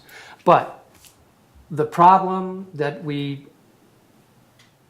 never addressed in looking at this was the fact that somebody else could have an additional set of keys. I never even fathomed, when I started looking at this 4 years ago, that the keys and the security would be an issue. But what I found out is that I was hoping to discern, because this person had 115 keys. He had access to 78% of United machines and 68% of yours with these keys. And unfortunately, the manufacturer of the washing machines reuses the keys because they get them from another manufacturer. So this manufacturer doesn't say, we're going to issue these 100 keys for the year 2017, and now we're going to have this new set of 100 keys for 2018. So when I went back and Ernesto sent me the data on Friday and I looked at it, you could have machines that you bought over the course of the last 15 years that all have the same key number on it. Yeah. So, Can So I, you can eliminate any existing keys that are out there by replacing the boxes. Rekeying the current boxes doesn't make any sense because it'll take you 15, 20 minutes to pull the whole box apart and put it back together, and the labor will just kill you. You just buy new boxes. now, there's an alternative, okay? We are considering new dryers. We're also considering the possibility, okay, of doing away with the charge on the washing machines and just charging for the dryers, which would mean that we wouldn't have to do a damn thing to the washing machines. If we whoever said that? When did we say that? They what? That we weren't going No, to we charge for the, never- we I did don't say we We weren't did. going to charge? I must have missed that. Yeah. That was one option, but we never. That was- Well, no, that was an option. No, it was just an option. We were thinking we were gonna have washers and dryers collection boxes. That's what we said. You know, that it's Again, twice the expense to collect the coins. No, it isn't. No, it's not. Oh, it's because not. they're on the No, same. it's Well, it's still. They're the same Still thing, adds the and if expense. we ever followed, I ran vending for years, and I never sent, and there were more people who put quarters and dollars and 75 cents in vending machines, and we never sent 2 people out. We always neither did, did but I. they always had to Wow. record opening, closing, and that's how, and of course, there's probably a candy bar missing along the way, But whatever.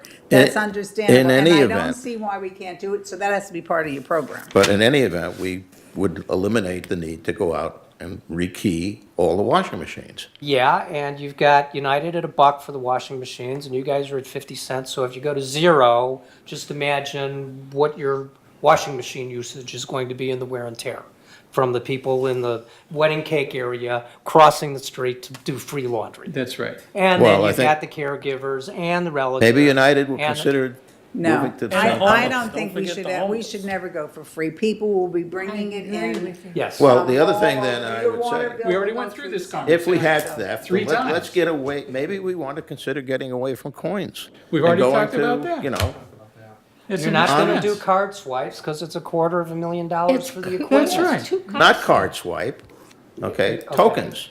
Tokens. You can go to tokens, but people can steal tokens and resell tokens. Yeah, but he can't, basically, yeah, he can still resell the tokens, but you can find out a lot sooner if the tokens are being resold. Yes, but then you have to go to all the trouble to go and find where you're gonna buy Buy a the token, tokens and you're not distribute the gonna have it tokens and readily collect the available when you tokens. wanna We've wash. talked about this for 4 years. Yeah, Yes. I That's believe. right. Yeah, I We believe, have. I believe the committee deliberated on this, and a decision was made relative to the dryers and to be back, and that we were going to use the coin-operated machine. That was the decision. Yeah, So just for today's purposes, because Juanita and Rosemarie will have the meeting tomorrow and discuss it, but for the benefit of the other board members who are here, Yeah. now you know But what what- to anticipate and call it 20 a box times 500 boxes, 10,000 bucks and whatever it is. And talk to your attorney talk to Mr. Beaumont about having an enjoined suit against the individual for the recapture of the costs for the replacement of the boxes. Right, and what I guess, Steve, is that we're having a closed session in finance. There's nothing that says we couldn't put this on the closed session agenda and allocate the money for it, or say, yeah, we're gonna go Well, you don't along have to with do the it plan. in closed. The only thing you can't talk about in the open is a lawsuit or. Oh, right, okay, that's what Okay. you're referring to. But for practical purposes. Sure, we know in that. open session, you guys can say, yeah, we're gonna spend the 10,000, get the boxes, go. And Right. I hope to have information for both boards. I was hoping to get it today, but I did not get it. So he's probably price checking back with the corporate office, the national, to get. And we would probably want, you're talking about the route system. Yes. When we do the dryers, we're gonna want to do the same. Same. keys Methodology. at the same. Yeah, So but we need. he's a- only carrying we 2 need- keys with him Right, on the but we route need a rather better than- security procedure. Yeah. But I mean, Rosemary is right. When you do vending, you don't have to send 2 people out to collect the money, because the first time I heard that, I laughed when they said, what's so funny? And but even And he said, after- I 2 was- people can't agree to chop up the money they steal? No, and the worst thing is you went Have through all fights. of that stuff to find out how to do it, and nothing was done. Well, the machines got programmed. No, I mean, nothing was done to save staff, so perhaps should have been outside helping to catch all of the construction people who were breaking the rules. Okay, so, we have to do the whole thing correctly. I mean, I told one